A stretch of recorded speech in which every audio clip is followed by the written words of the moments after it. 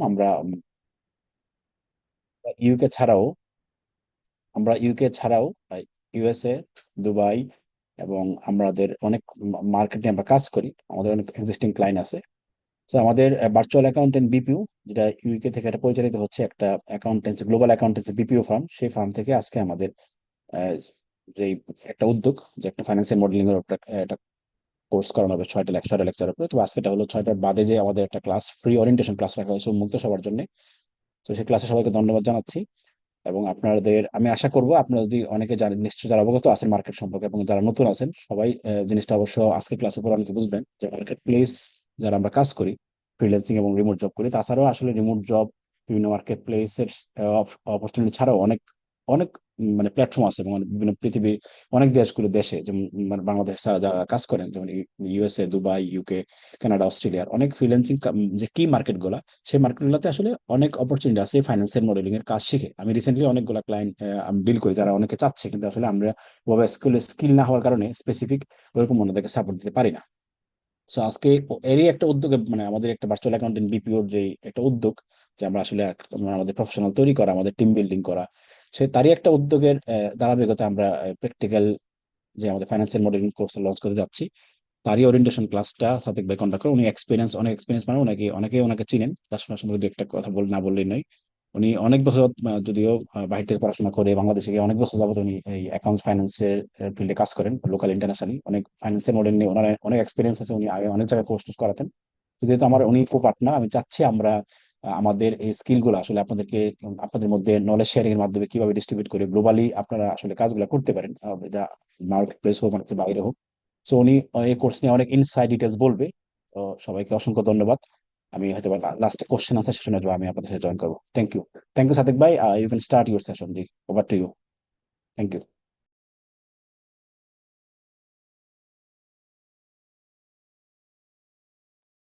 সাদিক ভাই, আপনি একটু মিউট মিউট আছেন, একটু আনমিউট করে কথা বলবেন প্লিজ, সাদিক ভাই। আসসালামু আলাইকুম। রহমান ভাই শুনতে পাচ্ছেন? জি, হ্যাঁ। হ্যাঁ শুনতে পাচ্ছি, পারফেক্ট, হ্যাঁ শুনতে জি, পাচ্ছি। ওয়ালাইকুম আসসালাম। যাক, সবাইকে ধন্যবাদ। জাহাঙ্গীর ভাই, ধন্যবাদ আজকে জয়েন করছেন এখানে। আমারও কিছু পরিচিত মুখ আছে, প্লাস আরো যারা নতুন জয়েন করেছেন তাদের সবাইকেই আহ, অনেক অনেক ধন্যবাদ আজকে এই সেশনটায় জয়েন করার জন্য। তো যেমন ভাই অলরেডি আপনাদেরকে বলেছে, আজকে আমরা এই সেশনটা করব ফাইন্যান্সিয়াল মডেলিং এর উপর। আমরা এখানে আজকে আর কোনো বিল্ড আপ করতেছি না, বাট আসলে ফাইন্যান্সিয়াল মডেলটা কি এই জিনিসটা আজকে আমি আপনাদেরকে একটু ইনসাইটস দিব, প্লাস হচ্ছে একটা মডেলের জাস্ট একটু দেখাবো। আহ, তো বেসিক্যালি ফাইন্যান্সিয়াল মডেলিং বলতে আমরা কি বুঝি, কেন করতেছি, বা এটা করলে অ্যাজ এ ফ্রিল্যান্সার আমাদের কি লাভ হতে পারে, অথবা অ্যাজ এ ট্রেডিশনাল অ্যাকাউন্টেন্ট হিসাবেও। সবাইকে একটু অনুরোধ করবো, প্লিজ আপনারা একটু মিউট রাখেন, প্লিজ। প্লিজ সবাইকে একটু বলবো মিউট রাখেন। আপনারা আমাদেরকে কোশ্চেন আনসার সেশনে থাকবে, যেখানে আপনারা বলার সুযোগ পাবেন। প্লিজ সবাই একটু মিউট রাখেন। Thank you. তো আসলে আমরা এই ফাইন্যান্সিয়াল মডেলটা কিভাবে বিল্ড আপ করবো এই জিনিসটাই আমরা এই কোর্সটার মধ্যে শিখবো।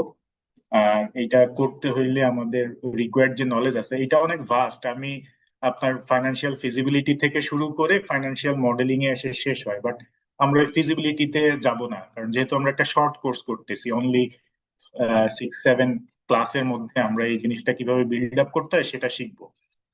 বাট যদি অন্যান্য ফিজিবিলিটি সহ শিখতে যাই তাহলে আমাদের এটা মাস দুয়েক সময় লাগবে। তো আমি একটা স্লাইড একটু শেয়ার করি আপনাদের সাথে।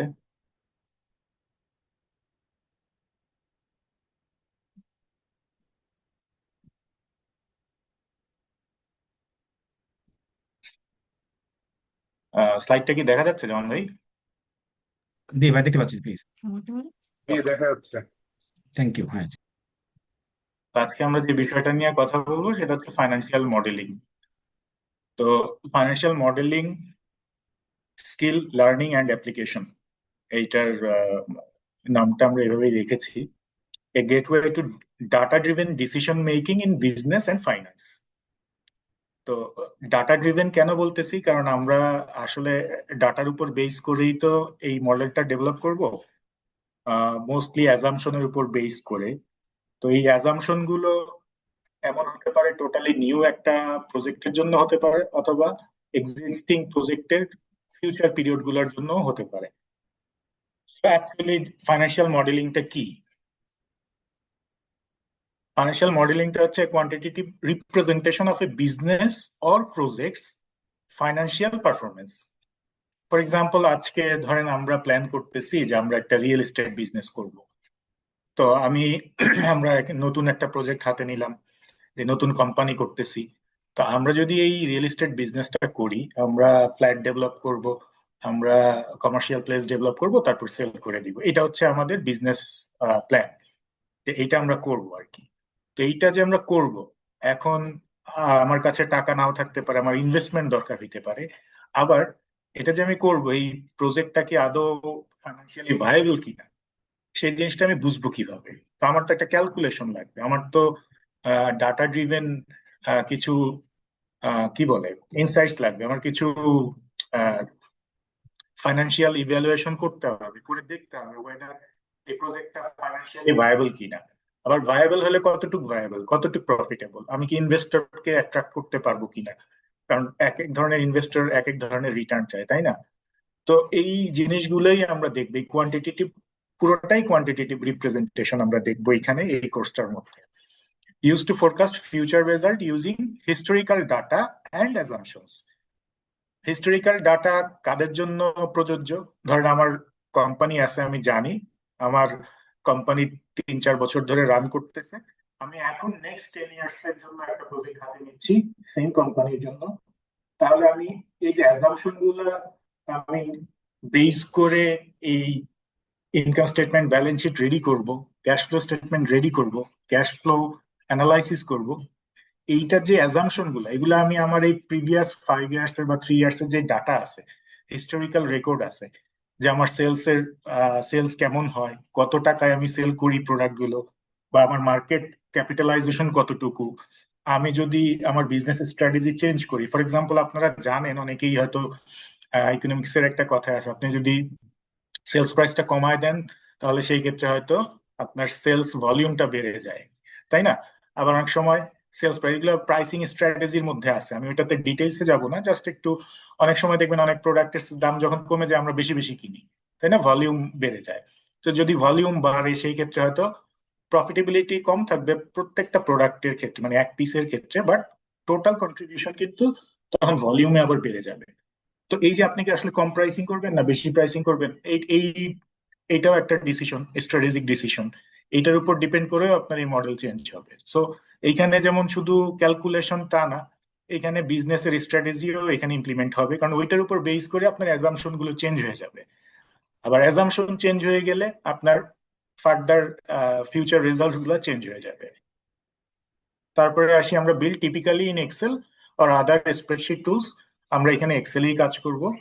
Combine finance, accounting and business strategy, যেটা একটু আগে আমি বলতেছিলাম, এটা যে শুধু খালি ক্যালকুলেশন অ্যাকাউন্টিং তা না, এখানে আপনি যে অ্যাজাম্পশন গুলো সেট করবেন, এইখানেও হচ্ছে যখন ফর এক্সাম্পল আপনি কোনো অ্যাজ এ ফ্রিল্যান্সার, আপনার কোনো ক্লায়েন্ট আপনাকে বললো যে আপনাকে একটা ফাইন্যান্সিয়াল মডেল তৈরি করে দিতে বললো।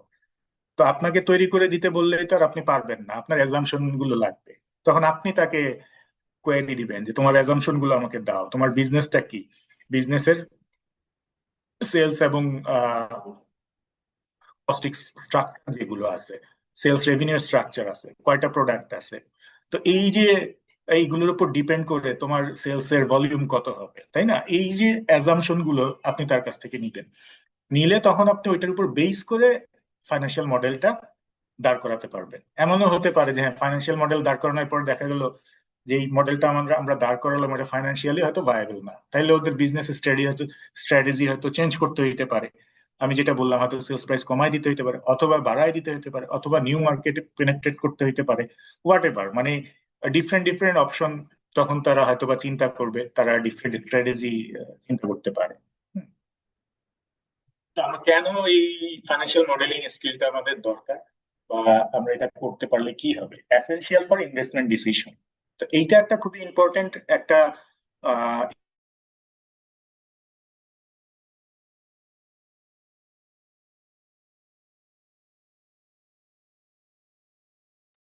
যে আমরা সাদিক ভাইকে আসলে শুনতে পাচ্ছি না। সবাই, এটা কি আমারই প্রবলেম নাকি সবার প্রবলেম? না, আমরাও শুনতে পাচ্ছি না।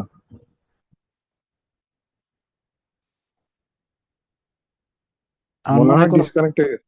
সাউন্ডে, হ্যাঁ আমরা দেখতেছি, কোনো প্রবলেম নেই, একটু আপনারা একটা লো করেন, দেখতেছি আমরা সামহাউ একটু।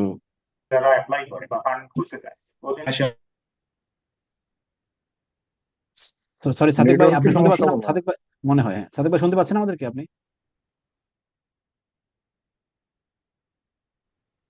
সাদিক ভাই শুনতে পাচ্ছেন? হ্যাঁ, আমি শুনতে পাচ্ছি, মনে হয় লাইনটা কিন্তু ড্রপ আপনার, করছিল না। হ্যাঁ ড্রপ করছে, আপনার লাস্ট 2-1 মিনিট আমরা শুনতে পাইনি, একটু রিপিট করেন, 2-3 মিনিট লেস। Thank you. যেটা বলতেছিলাম essential for investment decision. Slide দেখা যাচ্ছে না? আমার মনে হয় আবার স্ক্রিনটা শেয়ার দিন একটু, সবাইকে দেখতে পাচ্ছেন? না, স্ক্রিনটা এখন শেয়ারিং হয়। স্ক্রিন দেখা যাচ্ছে না। হ্যাঁ আবার একটু সাদিক ভাই একটু শেয়ার করেন প্লিজ, থ্যাংক ইউ। আপনি জাস্ট এটা আবার একটু বললেই হবে যে।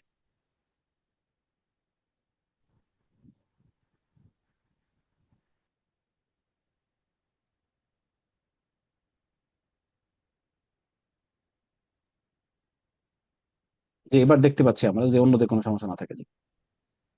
আচ্ছা, যেটা বলছিলাম আর কি, যে আমরা এই ফাইন্যান্সিয়াল মডেলিংটা কেন শিখবো, বা শিখলেই বা আমাদের লাভটা কি হতে পারে, এই স্কিলটা আমাদের থাকাটা কতটুকু জরুরি। এটা যেমন আমি এর আগেও বলেছি, অ্যাজ এ ফ্রিল্যান্সার আপনি স্কিল ইউজ করে আপনি কাজ করতে পারবেন। আবার যারা ট্রেডিশনাল অ্যাকাউন্টেন্ট আছে, যারা ইনভেস্টমেন্ট তারপর ফাইন্যান্সিং ডিসিশন নিয়ে কাজ করে, কোম্পানির বাজেটিং নিয়ে কাজ করে, তাদেরও কিন্তু এটা ইম্পর্টেন্ট। আপনি কিভাবে বিল্ড করতে হয় এটা শিখে গেলে আপনার যে এই মডেলই বিল্ড করতে হলে এমন কোনো কথা নেই।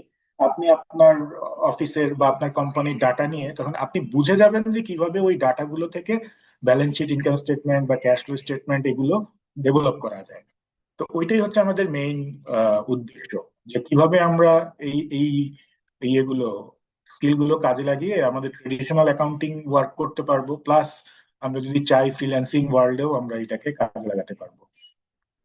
তারপর critical for business valuation, definitely আপনার ইনভেস্টররা ভ্যালুয়েশন চায়, যে একটা বিজনেসের ভ্যালুয়েশন কত, ওটার উপর ডিপেন্ড করে তারা ইনভেস্ট করে, কত টাকায় তারা কত পার্সেন্ট শেয়ার নেবে। যদি ইকুইটি ইনভেস্ট করে, এই শেয়ারের এগেনস্টে তারা ইনভেস্ট করে, তখন তারা ভ্যালুয়েশনটা তো ডেফিনেটলি দেখে নিবে। Useful for project funding analysis, একই কথা আবারও আসতেছে, ফান্ডিং এর জন্য যখন আপনি যাবেন তখন এই অ্যানালাইসিস এর সময় এই ফাইন্যান্সিয়াল মডেলটা লাগবেই। তারপর enhance strategic planning and budgeting. তো যেটা একটু আগে আলোচনা করতেছিলাম, আপনার কোম্পানির যদি নেক্সট 5 ইয়ার্স বা 10 ইয়ার্স এর আপনি এরকম মডেল তৈরি করার পর আপনি দেখলেন এটা আপনার স্ট্র্যাটেজিক গোলের সাথে ম্যাচ করতেছে না, তখন আপনি কি করবেন? আপনি ডেফিনেটলি আপনার প্ল্যান চেঞ্জ করতে হবে। আপনার এক্সিস্টিং যে অ্যাজাম্পশন গুলো আছে, যেই অ্যাজাম্পশনের উপর বেস করে আপনি মডেলটা তৈরি করলেন, তার মানে আপনাকে ওই অ্যাজাম্পশন গুলো চেঞ্জ করতে হবে। আপনার মার্কেটের স্ট্র্যাটেজি চেঞ্জ করতে হবে। ইদার আপনার যদি প্রফিটেবল না হয় বা এক্সপেক্টেড প্রফিট না আসে, তাহলে হয়তো আপনার কস্ট কমাইতে হবে, অথবা কন্ট্রিবিউশন বাড়াইতে হবে, নতুন মার্কেটে যাইতে হবে, সেলস ভলিউম বাড়াইতে হবে। সেলস ভলিউম বাড়াতে গেলে আপনার আবার মার্কেটিং এ কস্ট বাড়বে। একটার সাথে আরেকটা ইন্টার রিলেটেড। ধরেন আপনি আপনার ইয়েকে বললেন, সেলস এর ইনচার্জকে বললেন যে আমার মানে টার্গেটেড সেলস আরো 1 লাখ পিস বাড়াতে হবে।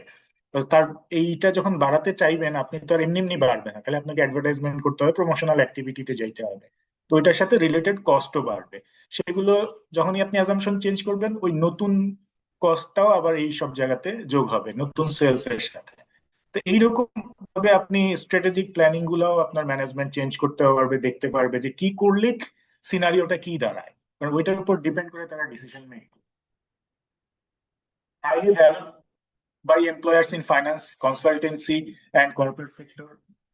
ডেফিনেটলি যদি ফাইন্যান্সিয়াল মডেলিংটা জানা থাকে, কিভাবে কোড করা যায়, এটা যদি আপনার স্কিলটা থাকে, এটা ডেফিনেটলি এমপ্লয়ার একটু এক্সট্রা অ্যাডভান্টেজ দেয় যখন কাউকে তারা কাজ দেওয়ার চিন্তা করে বা কাউকে এমপ্লয়ি হিসাবে নিতে চায়। কি স্কিল ফর আউটসোর্সিং ফিল্ড, এটা অলরেডি আমি বললাম, আপনাদের সাথে শেয়ার করলাম। আপনারা নিজেরাও যেসব প্ল্যাটফর্ম গুলো আছে, ইন্ডিভিজুয়ালি সোলো কাজ করা যায় আউটসোর্সিং এ, ফাইবার বলেন বা আপওয়ার্ক বলেন বা আরো অনেক প্ল্যাটফর্ম আছে, ওইখানে গিয়ে আপনারা এই ফাইন্যান্সিয়াল মডেল দিয়ে সার্চ দিয়ে দেখবেন অনেক কাজ আছে।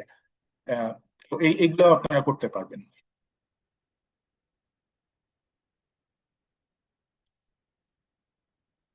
তা আমরা এই কোর্সটার মধ্যে কি শিখবো? আমি আগেই বলেছি আমরা একটা আহ, আমরা তো ডিটেইলে যাব না। ডিটেইল মিন্স হচ্ছে মানে এই মডেলিং এর আগেও কিছু কাজ থাকে। নতুন প্রজেক্টের যে অ্যাজাম্পশন গুলা রেডি হয় সেই অ্যাজাম্পশন গুলার জন্য আবার সার্ভে করতে হয় বা অনেক স্টাডি থাকে। তা আমরা ওই সেই স্টাডির মধ্যে যাব না। আমরা অ্যাজাম্পশন হওয়ার পরে তারপরে কিভাবে এটাকে বিল্ড আপ করা যায় সেই জিনিসটাই আমরা দেখবো, যে কিভাবে আমরা অ্যাজাম্পশন গুলো কারণ অ্যাজাম্পশন রেডি করা আমাদের কাজ না সব ক্ষেত্রে। অনেক সময় বিভিন্ন সার্ভে কোম্পানিকে দেওয়া হয় এগুলা বের করার জন্য, মার্কেট অ্যানালাইসিস করার জন্য। আরো অনেক বা টেকনিক্যাল পার্সন থাকে, ইঞ্জিনিয়ার থাকে বা অন্য ধরনের টেকনিক্যাল পার্সন থাকে, যারা হচ্ছে আমাদেরকে বিভিন্ন ধরনের অ্যাজাম্পশন তারা তাদের স্কিল দিয়ে ওগুলো বের করে আমাদেরকে সাপ্লাই দিবে। তো foundation understanding financial statements and linking them. আমরা জানি ফাইন্যান্সিয়াল স্টেটমেন্টস এর মধ্যে চারটা পার্ট থাকে: balance sheet, income statement, cash flow statement আর চেঞ্জেস ইন ইকুইটি স্টেটমেন্ট। তো আমরা এখানে চেঞ্জেস ইন ইকুইটি স্টেটমেন্ট দেখবো না, কারণ এটা আমাদের দরকার নেই। আমরা মূলত ক্যাশ ফ্লো, ইনকাম স্টেটমেন্ট আর ব্যালেন্স শিট, এই তিনটা জিনিসই ডেভেলপ করব। কিভাবে একটার সাথে একটা লিঙ্ক হয় সেই জিনিসটা আমরা দেখব। কিভাবে আমরা অ্যাজাম্পশনের পেজে কোনো একটা তথ্য চেঞ্জ করে দিলে পুরো সবগুলো তিনটা স্টেটমেন্টই চেঞ্জ হয়ে যাবে, বা সাথে আরো সাপোর্টিভ স্টেটমেন্ট থাকবে, সেগুলো কিভাবে চেঞ্জ হয়ে যাবে, এই জিনিসগুলোই আমরা শিখবো। Model building skill, creating assumptions and drivers, building dynamic models. Dynamic models means হচ্ছে যে আপনি একটা জায়গাতে কোনো তথ্য চেঞ্জ করবেন, সবগুলা স্টেটমেন্টেই সেই তথ্যগুলো চেঞ্জ হয়ে যাবে, আপনাকে আর জায়গায় জায়গায় গিয়ে কাজ করতে হবে না। আমরা অ্যাজাম্পশন বা ইনপুট নামের একটা পেজ থাকবে যেখানে আমরা মূল কাজগুলো করব, ওইখান থেকে বাকি মডেলটা ডেভেলপ করব। তো যখন আপনার মডেলটা ডেভেলপ হয়ে যাবে, কমপ্লিট হয়ে যাবে, তখন আপনি শুধু ওই অ্যাজাম্পশনের পেজে গিয়ে যদি মনে হয় যে না আমার সেলস প্রাইসটা আমি 10 টাকা পার পিস রেখেছিলাম, এটা 11 টাকা রাখবো, আপনি শুধু এই প্রাইসটা চেঞ্জ করে দিবেন, বাকি মডেল অটোমেটিক চেঞ্জ হয়ে যাবে। Valuation technique, discounted cash flow, এইটা আপনারা অনেকেই হয়তো জানেন, অনেকেই জানেন না। আমরা যখন একটা ক্যাশ ফ্লো কে প্রেজেন্ট ভ্যালুতে কনভার্ট করে এনে আমরা দেখি যে যারা ফাইন্যান্স নিয়ে পড়াশোনা করছেন বা অ্যাকাউন্টিং এর মধ্যেও পাবেন, ওই যে প্রজেক্ট ভ্যালুয়েশন বা প্রজেক্ট অ্যাপ্রাইজালের মধ্যে এই জিনিসটা থাকে যে ফিউচার ক্যাশ ফ্লোটাকে প্রেজেন্ট ডেটে কনভার্ট করে নিয়ে আসি আমরা। ধরেন আগে নেক্সট 10 ইয়ার্সে আমি যেই টাকাটা পাবো, সেই টাকাটা তো আমি আজকের দিনে ইনভেস্ট করতেছি 100 কোটি টাকা। নেক্সট 10 ইয়ার্সে আমি প্রতি বছর হয়তো 50 কোটি কোটি করে পাবো। 10 নম্বর বছরে গিয়ে যে 50 কোটি টাকা পাবো, সেই 50 কোটি টাকা আজকের দিনের 50 কোটি টাকার সমান তো না, তাই না? তো আমরা করব কি, ওই 50 কোটিকেও আমরা কনভার্ট করে আজকের দিনের ভ্যালুতে নিয়ে আসবো। তো ওই 10 বছরের ক্যাশ ফ্লোকে যখন আমি আজকের দিনের কনভার্ট করে নিয়ে আসবো, তখন আমি আজকের দিনে যে ইনভেস্ট করলাম 100 কোটি টাকা, তাহলে সেটার সাথে আমি কম্পেয়ার করলে তখন বোঝা যাবে যে তাহলে আমি পজিটিভ থাকে না নেগেটিভ থাকে। হয়তো ফিউচারে দেখা যাবে এটা 300 কোটি আর্ন করছে, কিন্তু এটাকে কনভার্ট করে নিয়ে আসলে আজকের ডেটে ওইটা 100 কোটির সমান হবে না। তো ওইটা আমরা দেখবো। এটা আবার কম বেশি হওয়ার রিজনও আছে। যদি ইন্টারেস্ট রেট, যে রেটটা দিয়ে আমরা এটাকে ক্যালকুলেশন করবো, এটা কম বেশি, যত ইন্টারেস্ট রেটটা বেশি হবে তত প্রেজেন্ট ভ্যালুটা কমে যায়। তো এইটা আহ, আমরা যখন কাজ করবো আপনারা দেখবেন, এটা সব এক্সেলে বিভিন্ন ফর্মুলা টর্মুলা আছে, এগুলাতেই আমরা কাজ করবো। আমরা ফর্মুলাটা শিখে ফেললেই হবে, আমাদের আর বেশি কিছু লাগবে না। তারপরেও বেসিক যে নলেজটা দরকার সেটা আমরা প্রথম একটা ক্লাসে আমরা এই বেসিক নলেজটা আগে নিব, নিয়ে তারপরে হচ্ছে আমরা এক্সেলে ঢুকে যাব। Scenario and sensitivity analysis, testing what if solution situation. ওই যে একটু আগে আমি বলতেছিলাম, ফর এক্সাম্পল আপনার অ্যাজাম্পশন, আপনি what if the sales price is 9, 10 না হয়ে 9 টাকা হলে কি হবে? তাহলে আমি 10 টাকার জায়গায় যদি 9 টাকা করে দিই, আমার কিন্তু মডেল, যেহেতু ডাইনামিক মডেল, সব চেঞ্জ হয়ে যাবে। আমি দেখতে পারলাম 9 টাকা হলে কি হয়, লস হয় না প্রফিট হয়, কি হয়। আবার যদি এমন হয় যে না আমার ভলিউম, আমি বলতেছি আমি সারা বছর 1 লাখ পিস একটা প্রোডাক্ট সেল করব, বাট হোয়াট ইফ যে আমি এটা 1 লাখ সেল করতে পারলাম না, আমি 80,000 সেল করতে পারবো, তাহলে কি হবে? তাহলে আমি ওই ভলিউমটা, আমি যেখানে আমি 1 লাখ পিস আমি দিয়ে রাখছি, সেটাকে আমি চেঞ্জ করে দিব অ্যাজাম্পশনের এখানে। দিলেই দেখবেন পুরো মডেলটা চেঞ্জ হয়ে গেলে আপনি রেজাল্টটা দেখতে পারবেন যে তাহলে ৮০,০০০ ইউনিট সেল করলে কি হয়, ১,০০,০০০ ইউনিট সেল করলে কি হয়। Presentation skill, summarising model result in dashboard and charts. এইটা আমরা কিছুটা দেখবো যে ড্যাশবোর্ডে আমরা কিছু কি আপনার ইয়েগুলো, অ্যামাউন্ট গুলো like net profit margin, gross profit margin বা পিবিআইটিডিএ বলে, profit before interest tax and depreciation, এগুলো হচ্ছে কি অ্যামাউন্ট যেগুলা ইনভেস্টর আর কি তারা দেখে যে কত পার্সেন্ট বা কত অ্যামাউন্টে কত আসে। হ্যাঁ, তারপর আরো অনেক কিছু অনেক রেশিওস আছে, সেই রেশিও গুলো আমরা যখন ক্যালকুলেশন করব আমরা তো একটা ড্যাশবোর্ড ক্রিয়েট করে সেইখানে ওগুলোকে লিঙ্ক করে রাখবো। তো যখনই আমি মডেলটা ফাইনালাইজ হয়ে যাবে অটোমেটিক্যালি ওই রেশিও গুলো ওইখানে শো করবে, আমরা ওইখান থেকে খুব অল্প সময়ের মধ্যে দেখে নিতে পারবো। বা আপনি যাকে প্রেজেন্ট করবেন, ইনভেস্টরকে প্রেজেন্ট করবেন বা আপনার ম্যানেজমেন্টকে প্রেজেন্ট করবেন, তারা ওইটা দেখেও ইনিশিয়াল একটা অ্যাসেসমেন্ট করে ফেলতে পারবে যে তাদের কোন জায়গায় প্রবলেম হইতে পারে বা হচ্ছে। তো ইউজ অফ ফাইন্যান্সিয়াল মডেল এটা বিজনেস প্ল্যানিং এর ক্ষেত্রে আমরা ইউজ করতে পারি, ইনভেস্টমেন্ট ডিসিশনের ক্ষেত্রে ইউজ করতে পারি, একটু আগে কথা বললাম ভ্যালুয়েশনের ক্ষেত্রে, কোম্পানির ভ্যালুয়েশন যখন আমরা করি আমরা দুইটা ওয়েতে করি, অ্যাসেট বেসড ভ্যালুয়েশন আবার ক্যাশ ফ্লো বেসড ভ্যালুয়েশন। তো ক্যাশ ফ্লো বেসড ভ্যালুয়েশন করতে গেলে আমাকে ক্যাশ ফ্লো কত হবে এই কোম্পানির নেক্সট ইয়ার গুলোতে সেটা আমার বের করতে হবে। তো সেটা বের করতে হলে আমার এই অ্যাজাম্পশন গুলো লাগবে, অ্যাজাম্পশনের ভিত্তিতেই তো আমাকে এই ক্যাশ ফ্লো গুলো ক্যালকুলেশন করে বের করতে হবে। Merger and acquisition analysis, risk assessment, fund raising. তো এই প্রত্যেকটা কেসেই কিন্তু আমাদের এই ফাইন্যান্সিয়াল মডেলটা গুরুত্বপূর্ণ, লাগবেই। Real world example, startup using financial modelling two attract investor. একটু আগে যেটা আমি আপনাদের সাথে কথা বলতেছিলাম, নতুন একটা কোম্পানি, আমি ইনভেস্টরকে অ্যাট্রাক্ট করতে চাই। তো অ্যাট্রাক্ট করতে গেলে ইনভেস্টর তো আমার কাছে জানতে চাইবে যে তোমার ফিউচার প্রসপেক্টটা কি এই বিজনেসে, আমি যে এখানে ইনভেস্ট করব, আমি ইনভেস্ট করে আমি কত রিটার্ন পাবো, কিভাবে পাবো, তাহলে এটা তুমি আমাকে কিভাবে দিবা। ইভেন ইনভেস্টরের রিটার্নও আমরা এখানে দেখাইতে পারি যদি চাই। তো যে কোনো কিছুই আমরা এখানে ইমপ্লিমেন্ট করতে পারবো। এই manufacturing company forecasting cash flow for expansion, যে যদি আমার ফর এক্সাম্পল আমার একটা প্রজেক্ট আছে, একটা ইউনিট আছে প্রোডাকশন ইউনিট, আমি চাচ্ছি আরো 2টা প্রোডাকশন ইউনিট অ্যাড করতে। তো যদি আমি অ্যাড করি তাহলে কি হবে, আমি যদি নেক্সট জানুয়ারির মধ্যে এটার অপারেশন শুরু করতে পারি, তাহলে এখানে এই 2টা অ্যাড করতে গেলে আমার একটা ইনভেস্টমেন্ট লাগবে। আর 2টা ইউনিট আমি অ্যাড করলে আমার রেভিনিউ আসবে, আমার কস্ট বাড়বে। তাহলে আমি ওই ইনভেস্টমেন্টের সাথে ওই রিলেটেড রেভিনিউ এবং কস্ট গুলোকে যদি আমি দিয়ে একটা ফাইন্যান্সিয়াল মডেল ডেভেলপ করি, আমি দুই ভাবে করতে পারি। আমি টোটালি এই নতুন 2টা ইউনিটের জন্য একটা ফাইন্যান্সিয়াল মডেল ডেভেলপ করতে পারি, অথবা আমি আমার এক্সিস্টিং ইউনিটের সাথে এই দুইটাকে অ্যাড করে আমি পুরোটা নিয়ে আমি একটা ফাইন্যান্সিয়াল মডেল দাঁড় করাতে পারি। সো মানে আমি ফিউচার সিনারিওটা কি আসতে পারে। Real estate developer evaluating ROI for a new project. যারা রিয়েল এস্টেটে আছেন তারা জানেন, তারা যখনই নতুন একটা প্রজেক্ট নেয়, একই কোম্পানির হয়তো 15টা 20টা 50টা প্রজেক্ট রানিং থাকে, তাই না? তো যখনই নতুন একটা প্রজেক্ট নেয় তখন ওই প্রজেক্টের আলাদাভাবে তারা আরওআই ক্যালকুলেশন করে যে এই প্রজেক্টের আমার এই জমি বাবদ এত টাকা, কনস্ট্রাকশন বাবদ এত টাকা, এইভাবে যদি আমার খরচ হয় আর এটা সেল থেকে যদি আমি এই রেভিনিউ পাই, তাহলে আমার এই শুধুমাত্র এই প্রজেক্টের জন্য আরওআইটা কত হবে বা রিটার্নটা কত হবে। হ্যাঁ, তো এইটা করতেও আপনার লাগবে। And investor using modelling to compare to investment options. এটা যদি আমি ইনভেস্টরের প্রসপেক্টিভ থেকে দেখি, তার হাতে তো অনেক প্রজেক্ট থাকে, তো সে কম্পেয়ার করার জন্য এই ফাইন্যান্সিয়াল মডেলটা তার লাগবে। কারণ কি ওই ফাইন্যান্সিয়াল মডেল থেকেই তো আসবে রিটার্ন অন ইনভেস্টমেন্ট কত হবে বা ইনভেস্টর কি পাবে। তারপরে ধরেন পিবিআইটি দিয়ে আমি বললাম যে নেয়ার ক্যাশ, যে কত ক্যাশ জেনারেট করতে পারে এই বিজনেসটা।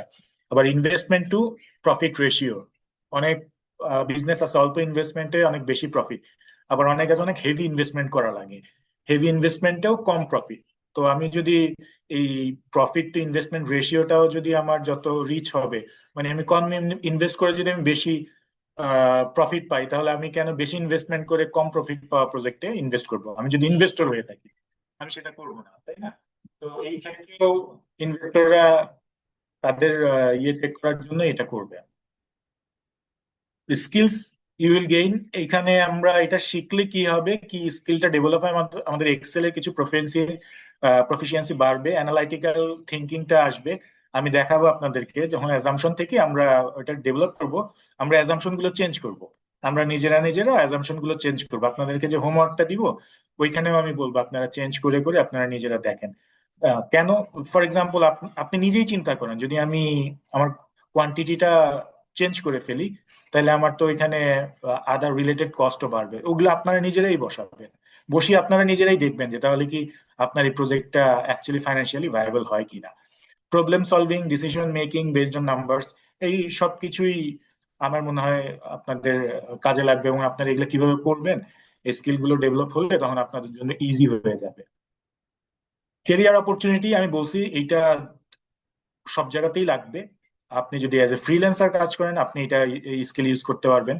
আপনি যদি ট্রেডিশনাল অ্যাকাউন্টেন্ট হিসাবে ফাইন্যান্সিয়াল ফাইন্যান্সিয়াল প্ল্যানিং ডিভিশনে কাজ করেন, ফাইন্যান্স নিয়ে কাজ করেন, ইনভেস্টমেন্ট নিয়ে কাজ করেন, কনসালটেন্ট হিসাবে কাজ করেন, সব জায়গাতেই আপনি এই স্কিলটাকে আপনি ইউজ করতে পারবেন। তো এখানে আমি দেখাচ্ছি ফাইন্যান্সিয়াল অ্যানালিস্ট হিসেবে কাজ করলেও এটা ব্যবহার করতে পারবেন, investment banker, business consultant, project finance manager, corporate strategy analyst, equity research associate, working as a freelancer, সব ক্ষেত্রেই আপনি এই স্কিলটাকে ইউজ করতে পারবেন।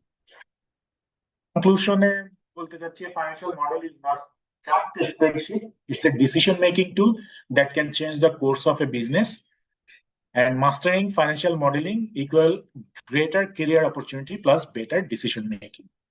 মানে আপনারা নিজেরাই দেখবেন যে একটা ডাটা ড্রিভেন ডিসিশন নেওয়ার জন্য আপনাকে এটা কতটুকু হেল্প করে।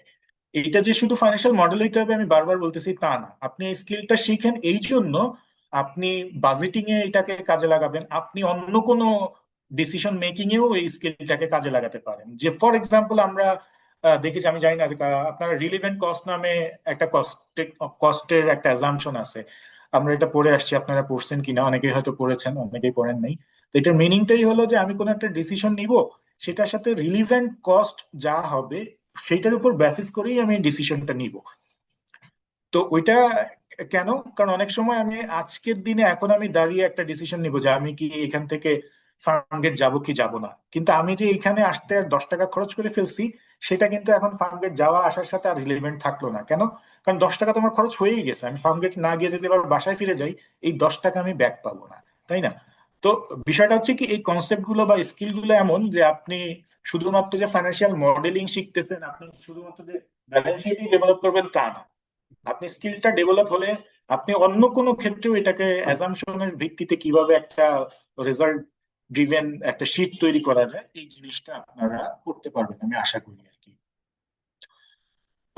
আর অলরেডি ভার্চুয়াল অ্যাকাউন্টেন্টস বিডি সম্পর্কে জামান ভাই আমাদের সাথে শেয়ার করছে। এইটা নিয়ে আমি আর কিছু বললাম না, এটা জামান ভাইয়ের জন্য আমি রেখে দিলাম, পরবর্তীতে জামান ভাই আমাদের প্ল্যাটফর্মটা নিয়ে কথা বলবো ইনশাল্লাহ। তা আমি বাই দ্য ওয়ে আমি একটু আমাদের একটা এক্সেল শিট আমি আপনাদের সাথে একটু শেয়ার করতেছি। শেয়ার মানে আমি একটু দেখাতে চাই যে একটা ফাইন্যান্সিয়াল মডেল কেমন হবে। এটা আমরা নেক্সট ইয়েতে ক্লাসে যখন আমরা শুরু করব তখন আমরা এই মডেলটা দিয়েই কাজ করব। আমি অ্যাজাম্পশন রেখে সবকিছু আমি সরিয়ে ফেলবো, সেগুলো আমরা একসাথে ক্লাসে আস্তে আস্তে আমরা এটা ডেভেলপ করবো, ঠিক আছে? তো এখানে আমি বলতেছি অ্যাজাম্পশন, এই পেজটার নাম আমি অ্যাজাম্পশন দিয়েছি, আপনারা এটাকে ইনপুট নামেও এই পেজটাকে আপনারা নামটা দিতে পারেন। এই ইনপুট পেজটার মধ্যেই বেসিক্যালি সমস্ত ইনফরমেশন থাকবে। এখানে আপনারা দেখতেছেন কিছু অ্যামাউন্ট আছে বা কিছু লেখা আছে ব্লু, কিছু আছে ব্ল্যাক, এটা আমি এক্সপ্লেইন করবো আপনাদেরকে ফার্স্ট ক্লাসেই। ব্লু যে লেখাগুলো আছে এগুলো অ্যাকচুয়ালি ইনপুটেড অ্যামাউন্ট, মানে যেগুলো আমরা হাতে কলমে ইনপুট দিচ্ছি এখানে লিখতেছি, আর যেগুলো আছে ব্ল্যাক এগুলো ক্যালকুলেশনের রেজাল্ট। তো আপনি দেখলেই বুঝতে পারবেন যে ব্লু লেখাগুলো হচ্ছে আমরা ইনপুট দিচ্ছি বিভিন্ন অ্যাজাম্পশনের ইয়েগুলো, আর যেগুলো ব্ল্যাক সেগুলো রেজাল্ট অফ ক্যালকুলেশন, তার মানে অন্য কোনো সেল থেকে ক্যালকুলেট হয়ে এখানে আসছে।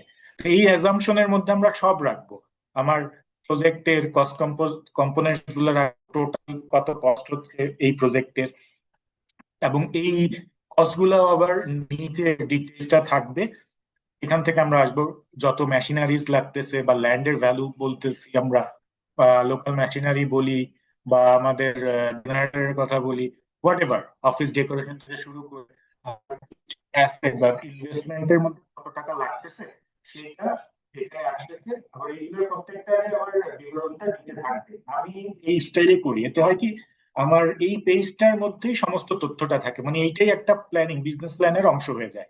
কারণ এখানে ধরেন আমি একটু নিচে আপনাদেরকে দেখাই, এখানে আপনারা দেখবেন যে এখানে আমার এইচআর প্ল্যানও থাকবে। যেমন এইখানে দেখেন ওয়ার্কার স্যালারির যে ক্যালকুলেশন করেছি আমরা, এখানে আমাদের প্রোডাকশন ম্যানেজার থেকে আমাদের টাইম কিপার পর্যন্ত সব ধরনের পজিশনে কয়জন স্টাফ থাকবে সেটার একটা প্ল্যান কিন্তু এখানে হয়ে গেল। তো যখন এই প্রজেক্টটা রান হবে, এই প্ল্যানটাই কিন্তু আপনার এইচআর প্ল্যান। আমরা যে বলি টোটাল বিজনেস প্ল্যান, সেটার মধ্যে কিন্তু এইচআর প্ল্যান থাকবে, আরো অন্যান্য প্ল্যান থাকবে, তাই না? তো প্রোডাকশন প্ল্যানও থাকবে, ওই প্রোডাকশন প্ল্যান এখানে আছে। কারণ আমি যখন প্ল্যান্টের বিবরণটা এখানে লিখতেছি যে এই প্ল্যান্টের ক্যাপাসিটিটা কত, ছোট একটা মেশিন থাকবে, কি থাকবে, এই প্ল্যান্ট পার্টিকুলার, হ্যাঁ, এটা কিন্তু একটা প্রোডাকশন প্ল্যান হয়ে গেল। বিজনেস মানে একটা ইনভেস্টরের কাছে যখন প্রেজেন্ট করবেন, সেইখানে সবকিছু পাবে আপনার প্ল্যান্টের। এখন কথা হলো যে এই যে মেশিন, নাম্বার অফ মেশিন আমি 50 বলছি, এই 50 ব্যাখ্যা তো আরো ডিটেলস আছে, কোন অরিজিনের মেশিন হবে বা কি হবে না হবে সেগুলো আছে। সব তো আর এখানে আসবে না, সেটার পিছনে ব্যাকআপ ডাটা থাকবে। বাট এখানে মোটামুটি আপনার এক নজরে সবকিছুই আপনারা এখানে পেয়ে যাবেন। ফর এক্সাম্পল এটার আমি একটা স্পিনিং মিলের এক্সাম্পল দিচ্ছি। তো ওদের মূল র মেটেরিয়াল র কটন, তুলা। তো তুলার মানে কনজাম্পশনটা কি হবে, ওয়েস্ট কত হবে, সেটা, আর প্রাইস স্কেলেরটা আমরা কি দিব, আমার পার কেজিতে এটা বা পার এলবিএস এটার কত কস্টিং কত হবে, স্টোর অ্যান্ড স্পেয়ার্স, প্রচুর স্পেয়ার পার্টস লাগে। তো এইগুলো সমস্ত কিছু এখান থেকে এই অ্যাজাম্পশন বা ইনপুট পেজে আমরা রাখবো। এইখান থেকে পরবর্তীতে আমরা একটা একটা করে আমরা শিট ডেভেলপ করতে থাকবো। প্রথম যেই শিটটা আমরা ডেভেলপ করব সেটা হচ্ছে রেভিনিউ।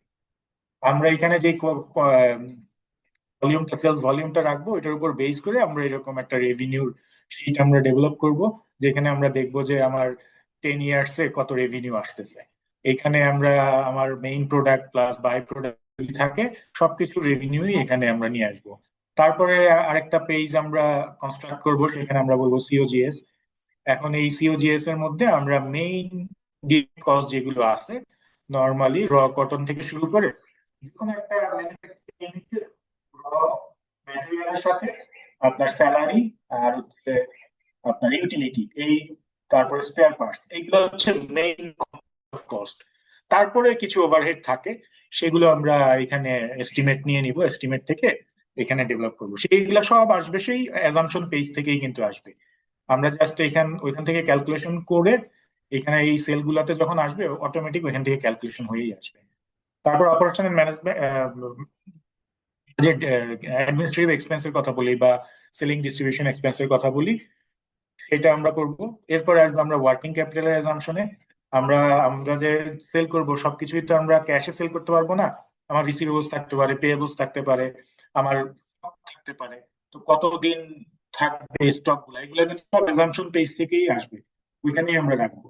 তো সেই ডেজ গুলোর উপর ডিপেন্ড করে আমার ওয়ার্কিং ক্যাপিটালটা ক্যালকুলেশন করতে হবে, যে আমার অ্যাকচুয়ালি কারেন্ট অ্যাসেট আর কারেন্ট লাইবিলিটির পজিশনটা কি দাঁড়াবে। যেমন এখানে দেখেন কারেন্ট লাইবিলিটি 4,82,, আর কারেন্ট অ্যাসেটের পরিমাণ হচ্ছে 6,42,, তার মানে আমার আমার কিন্তু কারেন্ট অ্যাসেটের পরিমাণটাই বেশি লাইবিলিটির চেয়ে, তাই না? তো এইটার যে ডিফারেন্সটা থাকবে ওইটার থেকে আমরা এইটা আমরা দেখবো যে ডিফারেন্সটা, ধরেন আপনার ক্যাশ যদি কম থাকে, লাইক আপনি যেটা সেল করতেছেন রিসিভেবলস এর পরিমাণ, আপনার রিসিভেবলস এর পরিমাণটা যদি বেশি থাকে আর লাইবিলিটির পরিমাণটা যদি কম থাকে, তার মানে হচ্ছে কি আপনার টাকা কিন্তু কোম্পানি থেকে বের হয়ে গেছে, ওই পরিমাণ টাকা আপনার কিন্তু হাতে নাই।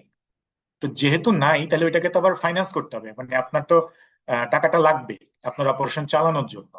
তখন আমরা এটাকে শর্ট টার্ম ফাইন্যান্স দিয়ে এটাকে হয়তো আমরা মিট আপ করবো। তো short term finance meet up করতে গেলে শর্ট টার্ম ফাইন্যান্সের যে ইন্টারেস্ট রেট আছে সেটা আমরা আবার আমলে নিয়ে এইটার কতটুকু ইন্টারেস্ট আসবে ইয়ারলি, এবং সেটাকেও আমরা এক্সপেন্সের মধ্যে নিয়ে নিব। এরপর আসতেছে ডেপ্রিসিয়েশন। আমরা ওইখানে যে ল্যান্ড থেকে শুরু করে যত ফিক্সড অ্যাসেট দেখলাম সেগুলোর আমরা ডিপ্রিসিয়েশন করব, করে সেটার খরচগুলো এখানে নিয়ে আসবো। সোর্স, ফান্ডের সোর্স কি হইতে পারে, এই সোর্স এবং ইউজেস, যদি আমরা মনে করি ইনভেস্টমেন্টটা যার কাছ থেকে আমি লোন নিব বা ইকুইটি ইনভেস্টমেন্ট নিব সেটা হয়তো কোয়ার্টারলি আমাকে দিতে পারে অথবা আমাকে ইয়ারলি দিতে পারে। যদি আমরা এরকম টাইম থাকে যে হ্যাঁ আপনার ভাগে ভাগে এই টাকাগুলো দিবে, নর্মালি সেটাই হয়, আপনার একসাথে তো সব টাকা দিবে না, আপনার কনস্ট্রাকশনের বিভিন্ন স্টেপসে ইনভেস্টমেন্ট গুলো আসে এইভাবে। কারণ আপনি ওইভাবে নিলে আপনার জন্যই ভালো। আপনি যদি প্রথমেই সব টাকা নিয়ে নেন তাহলে তো আপনাকে ওই প্রথম দিন থেকে ইন্টারেস্ট গুনতে হবে যদি লোন নিয়ে নেন। সো যখন দরকার তখন নিলে আপনার ইন্টারেস্টটা কম আসবে। তো ডেপ ক্যালকুলেশন করব আমরা এখানে, একটা ডেপ্থের শিডিউল করব যে আমরা যদি 10 বছরের জন্য নেই, 7 বছরের জন্য নেই, তাহলে ওই লোনের ডিমান্ডটা কি কতটুকু আসবে, বা আমি রিপেমেন্ট কিভাবে করবো, রিপেমেন্ট আমার ইএমআইটা কতটুকু আসবে। যেমন এখানে আমি বলতেছি 7 ইয়ার্স এর জন্য আমি নিব, 1 বছর আমার গ্রেস পিরিয়ড থাকবে, ইন্টারেস্ট রেট 9%, পেমেন্টটা আমি করব কোয়ার্টারলি। তো কোয়ার্টারলি যদি করি তাহলে আমার কিস্তিটা আসবে কত, ইএমআইটা বা ইকিউআই বলি এটাকে, আসবে হচ্ছে এটা। এটা কিভাবে আমরা বের করছি, এটা ফর্মুলা আছে, আমি আপনাদেরকে শিখিয়ে দিব কিভাবে এটা বের করতে হয়। এই এই এভাবে বের করার পরে আমরা ওইটাকে একটা ইয়ারলি শিডিউল করে নিব যে নেক্সট 6 বছর বা 7 বছরে যত বছর আমার লাইফ থাকবে, টেনর থাকবে, আমাকে কত টাকা করে দিতে হবে। এই টাকাগুলো পরবর্তীতে আবার চলে আসবে আমাদের ব্যালেন্স শিটে। ব্যালেন্স শিটে চলে আসবে লোন গুলো, আর ইনকাম স্টেটমেন্টে চলে যাবে আপনার ইন্টারেস্ট এক্সপেন্স গুলো, আর ক্যাশ ফ্লোতে চলে আসবে আমার টোটাল ইএমআই এর অ্যামাউন্ট, যে কতটুকু আমি টাকা দিয়ে দিচ্ছি সেটা আমার ক্যাশ থেকে বের হয়ে গেল।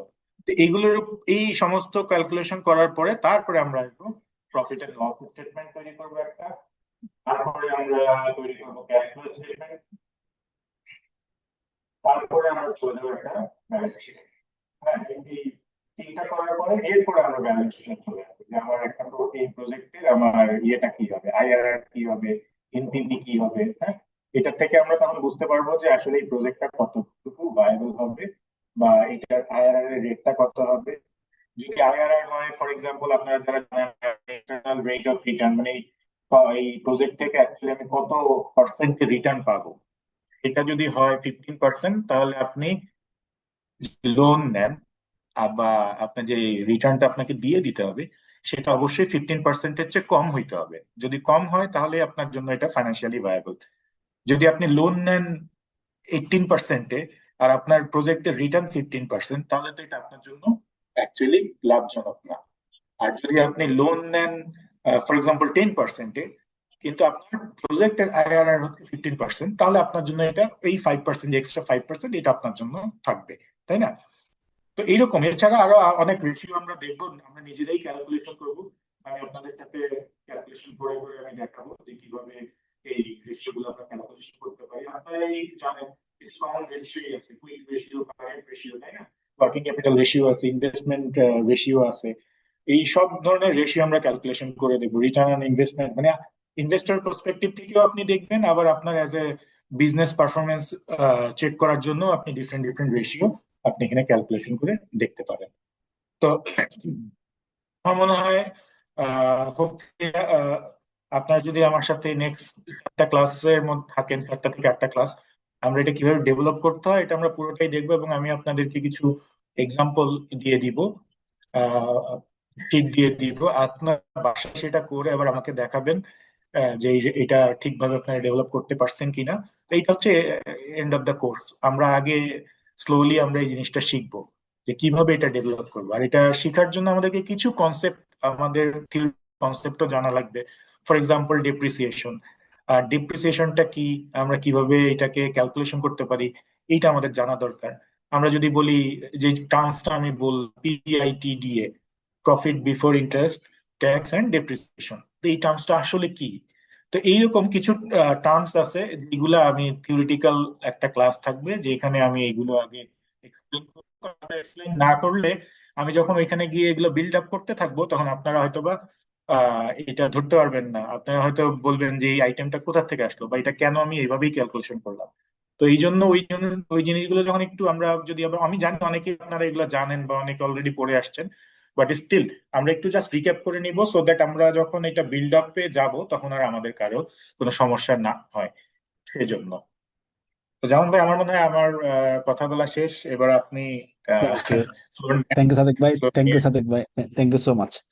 আমি আর আপনাদেরকে যদি একটা কোনো মানে জাস্ট যারা আছেন একটা কথা বলবো, একটা জাস্ট একটা দুই একটা কথা না বললেই নয়। যেমন আমি অনেক বাংলাদেশে ধরেন সিএ ফার্মে ছাড়াও আমি অনেক জায়গায় কাজ করছি, কোম্পানি সেক্রেটারি ডিপার্টমেন্টে, অনেক মালিকদের সাথে, বড় বড় বসদের সাথে। তো যেটা বলতে চাই আপনার প্রেজেন্টেশন থেকে যেটা মনে হলো, যে জিনিসটা বলতে চাই, শেয়ার করতে চাই, সেটা হলো উনি যা শিখাইছে, আমি বললাম যে আমার কাছে মনে হচ্ছে 10 বছর আগে জানলে জিনিসটা হয়তো আমি অনেক বেশি কন্ট্রিবিউট করতে পারতাম। হ্যাঁ, তো এখন আমরা অনেকগুলো ফাইন্যান্সিং প্রজেক্ট আমি কাজ করছি, ডিরেক্টলি ইনডিরেক্টলি, অনেক বড় বড় কোম্পানি, অনেক বড় বড় মানে পাওয়ার সেক্টর, সিভিল সিরামিক্স, অনেকগুলো ফাইন্যান্সিং মডেল আমি ডিরেক্টলি ইনডিরেক্টলি কাজ করছি লাস্ট কাপল অফ ইয়ার্স।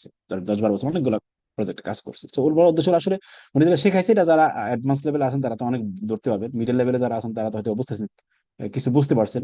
কিন্তু যারা শুরুতে আছেন আমি বলবো, তারা হলো আপনি এখনো স্কিলটা ধরতে না পারেন, আমি বলবো যে আপনারা ক্লাসগুলো করলে, বাকি ক্লাসগুলো করলে ওনার সাথে, কারণ আমি জানি যে ওনার ডেপথ অফ নলেজ এবং ওনার যে স্কিল এক্সপিরিয়েন্সটা কেমন, এটা আমার একটু ওনার সম্পর্কে এক্সপিরিয়েন্স আমার আছে। সো সবাইকে অসংখ্য ধন্যবাদ, আপনার আসলে ধন্যবাদ যে উনি অনেক মানে খুব এলাবোরেট উনি এক্সপ্লেন করছে, আরো ক্লাসে উনি বলবেন।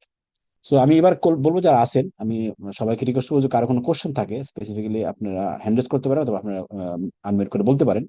উনি চেষ্টা করবে, আমিও চেষ্টা করবো, আমরা চেষ্টা করবো আপনার কোশ্চেনটাকে রিপ্লাই দেওয়ার। আর কোর্স সম্পর্কে কোনো কিছু জিজ্ঞাসা থাকলে আমি একটা লিঙ্ক দিচ্ছি আপনাদেরকে, লিঙ্কটাতে গুগল ফর্মটা ফিল আপ করলেন। কারণ আমি আসলে বলবো এটা কোর্সের ফি না, আমি টু বি অনেস্ট, আমি তো বললাম আপনারা, আপনাদের সাথে তোমার সামনে আরো আলোচনা করবো। এটা যা শিখাইছি আপনি, ইউ কান্ট ইমাজিন, হ্যাঁ, বিয়ন্ড আওয়ার ইমাজিনেশন, যারা একটু মিড লেভেলে, beginner level. So it's a great opportunity to learn from him, is a very experience guy. So আমি বলবো, সবাইকে অনুরোধ করবো যারা আছেন, আমি সবাইকে রিকোয়েস্ট করবো, এটা আসলে কোর্স ফি না। আমরা যাচ্ছি একটা কমিউনিটি বিল্ড করতে, ওগুলো হাতে সাথে অনেক জায়গায় কাজ করছে, আমার ইউকের অনেকগুলো কোম্পানির কাজ লাস্ট 3 বছর উনি আমাকে সাপোর্ট দিচ্ছেন, অ্যাকাউন্টস ফাইন্যান্স ডিপার্টমেন্ট। কিন্তু উনি, আমরা উদ্দেশ্য ছিল যে একটা বড় একটা মানে একটা কোম্পানি যেটা আমরা করছি, আমাদের প্ল্যান আছে গ্লোবালি অনেক কাজ করা, একটা টিম বিল্ড আপ করার উদ্দেশ্য ছিল করা।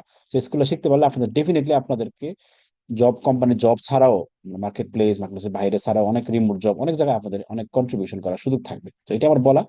সো কারো কোনো কোশ্চেন তাহলে আপনি হ্যান্ডেল করতে পারেন, আর কোর্স সম্পর্কে কোনো জিজ্ঞাসা থাকলে ওনার কাছে আস্ক করতে পারেন। আমিও চেষ্টা করবো আপনাদেরকে রিপ্লাই দেওয়ার। আমি একটা লিঙ্ক দিচ্ছি আপনাদেরকে, লিঙ্কটা আপনারা বিকাশ নাম্বার দেওয়া আছে, আমাদের গুগল ফর্মও দেওয়া আছে। তাছাড়া কোনো কোশ্চেন থাকলে আমাদের মেইল আইডি আছে, আমাদের হোয়াটসঅ্যাপ নাম্বার আছে, নক করতে পারেন। জি, প্রথম হ্যান্ডেল করছেন সমন মন্ডল, দাদা প্লিজ। আসসালামু আলাইকুম সাদিক ভাই, জামান ভাই। আমি অনেক আগে এগুলো একটু প্রজেক্ট কস্টিং বা প্রজেক্ট ফাইন্যান্সিং এর ব্যাপারে কাজগুলো করেছিলাম, বাট আমার অনেকগুলো কিছু মনে নাই। ধরেন সেখানে বিএমআরই ছিল, বাইং, মডার্নাইজিং দি ইনফ্রাস্ট্রাকচার এবং এনহান্সিং।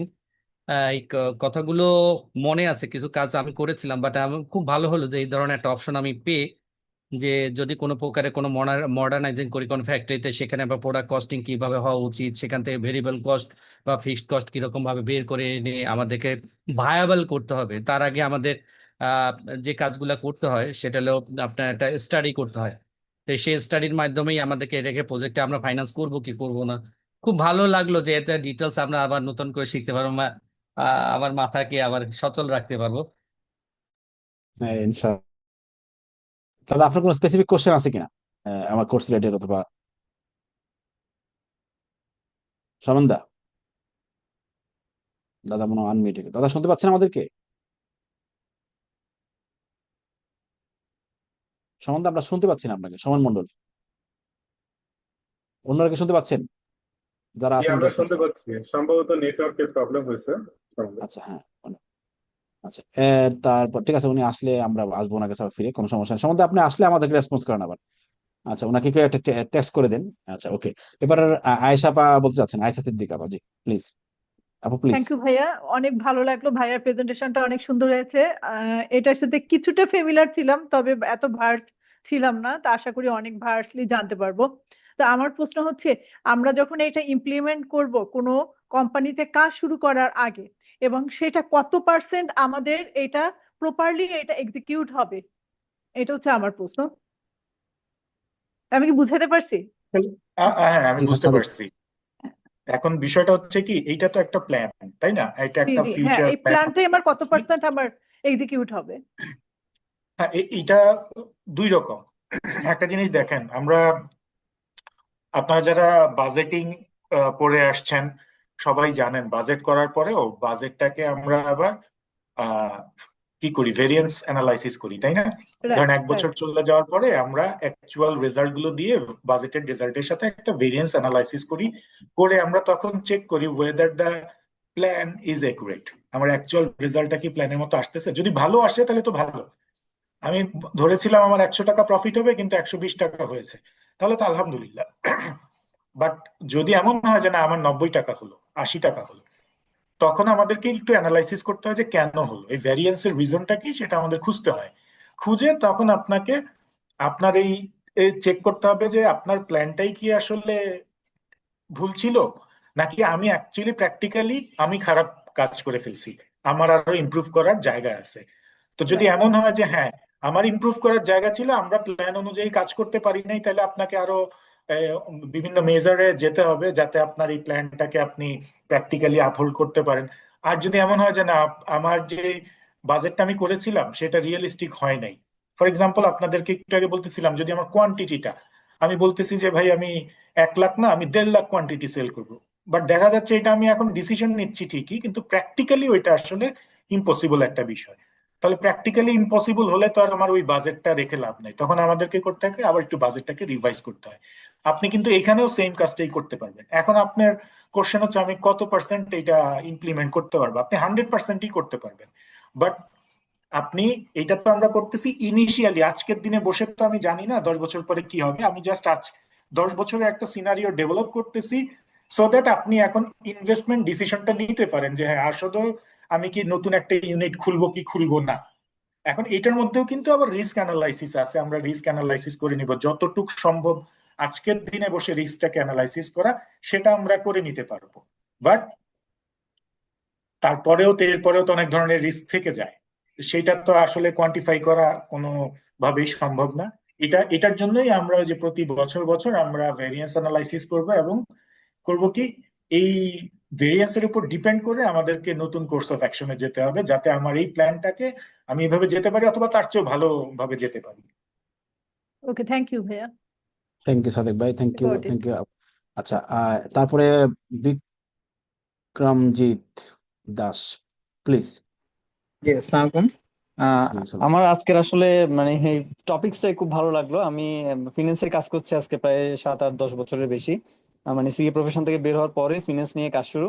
তো আমার কাছে একটা জিনিস সবসময় মনে হইতো যে প্রফেশনালদের মানে সবকিছু মনে হয় মানে কি বলবো যে আখের রসের মতো আর কি, যে মূল জিনিসটাই বোধহয় ফিনান্সেই, কারণ এইখানেই সমস্ত ডিসিশন মেকিং, এখানেই মানে একটা জিনিস প্ল্যানিং করে শুরু শুরু শুরু করে একদম অ্যানালাইসিস সবকিছু এখানেই।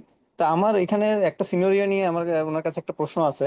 যে প্রথমত হচ্ছে এখানে আমরা যে স্লাইড গুলো দেখলাম বা যে এক্সেল শিটটা দেখলাম, এখানে একটা জিনিস ক্লিয়ার হইলাম যে একটা প্রজেক্ট সামনে লঞ্চ করতে গেলে কি হইতে পারে সেটা নিয়ে আমরা একটা প্ল্যানিং এ ছিলাম। কিন্তু আমি জানতে চাচ্ছি ধরেন আমরা 10 বছরের প্রজেক্টটা 5 বছর বা 3 বছর পরে গিয়ে যদি আমি আমার প্র্যাকটিক্যাল সিনারিও কি হচ্ছে এটার উপর বেস করে আপনার মানে যে টোটাল মডিউলটা থাকবে বা যেটা কোর্সটা, এই 7 দিনের কোর্সে কি পসিবল যে বা আমরা এমন কিছু কি টুলস পাবো যেটা দিয়ে আমরা অ্যানালাইসিস করতে পারবো যে একটা নির্দিষ্ট পিরিয়ডের পরে যে আবার রিভাইজ যে একটা মানে প্ল্যানিং হবে বা প্রজেক্ট হবে, মানে আমরা কি অতটা এফিসিয়েন্ট হইতে পারবো কিনা, এই 7 দিনের মানে সম্ভব কিনা, এটা একটা প্রশ্ন।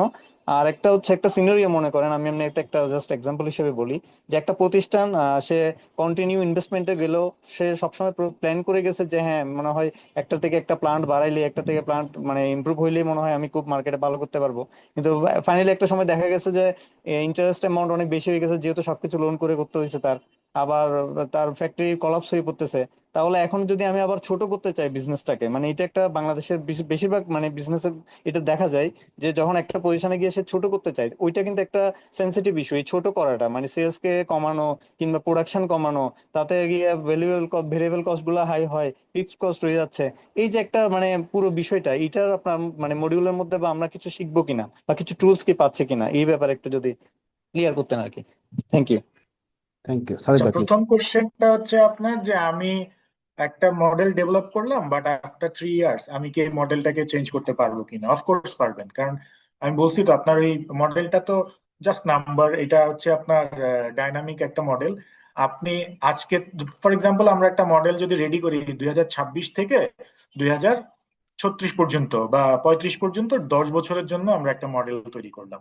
আমি 3 বছর যাওয়ার পরে আমি যেটা একটু আগেই ওই আপুর কোশ্চেনে বলতেছিলাম যে আমরা ভ্যারিয়েন্স অ্যানালাইসিস করলাম, করে টরে দেখতেছি যে না এইখানে আমাকে কিছু কারেক্টিভ অ্যাকশনে যেতে হবে, মানে আমি যেই বাজেটটা করে রাখছিলাম 3 বছর আগে, 3 বছর পরে গিয়ে দেখতেছি এটা প্র্যাকটিক্যাল না।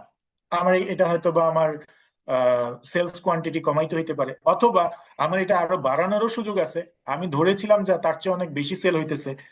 সো আমার যেই অ্যানালাইসিসের উপর বেসিস করে আমি অ্যাজাম্পশন সেট করছি, হয়তোবা সেই অ্যাজাম্পশন গুলো, সেই অ্যানালাইসিস গুলোর থেকে আজকে 3 বছর পরে এসে রিয়েলিটিটা চেঞ্জ হয়ে যাচ্ছে। শুধু তা না, আপনার টেকনোলজিক্যাল চেঞ্জ হয়, অনেক কিছু হইতে পারে। তো সেই ধরনের চেঞ্জের জন্য আপনি ওই যে 3 বছর পরে গিয়ে আপনি নতুন করে আবার 7 বছরের জন্য এই মডেলটা রেডি করতে পারেন। তখন আপনি কি করবেন, আপনার এই অ্যাজাম্পশন গুলোকে আপনি চেঞ্জ করে ফেলবেন। আপনি প্র্যাকটিক্যালি যে রেজাল্টটা পেলেন বা 3 বছরের যে ডাটা আপনি পেলেন, এইটার উপর বেস করে আপনি তখন নতুন অ্যাজাম্পশন গুলো ওইখানে ইনপুট দিবেন। দিলে অটোমেটিক্যালি আপনি কিন্তু মডেলটা চেঞ্জ করে ফেলতে পারলেন নেক্সট 7 ইয়ার্স এর জন্য। তো এইটা কোনো প্রবলেম না। আর সেকেন্ড যে কোশ্চেনটা ছিল যে আপনি এবার একটা ভালো কথা বলছেন যে আমি একটা নতুন ইউনিট বাড়াইলেই মনে হয় আমার অনেক প্রফিট হবে, অনেক লাভ হবে। সব ক্ষেত্রে তা না। কেন না? কারণ আপনি ইউনিট বাড়ানো মানে আপনার সেলস বাড়বে, কিন্তু আসলে আপনার যে ক্যাপাসিটি বা আপনার যে প্রোডাকশন হবে সেটা মার্কেট নিতে পারবে কিনা এটাও একটা ফ্যাক্ট।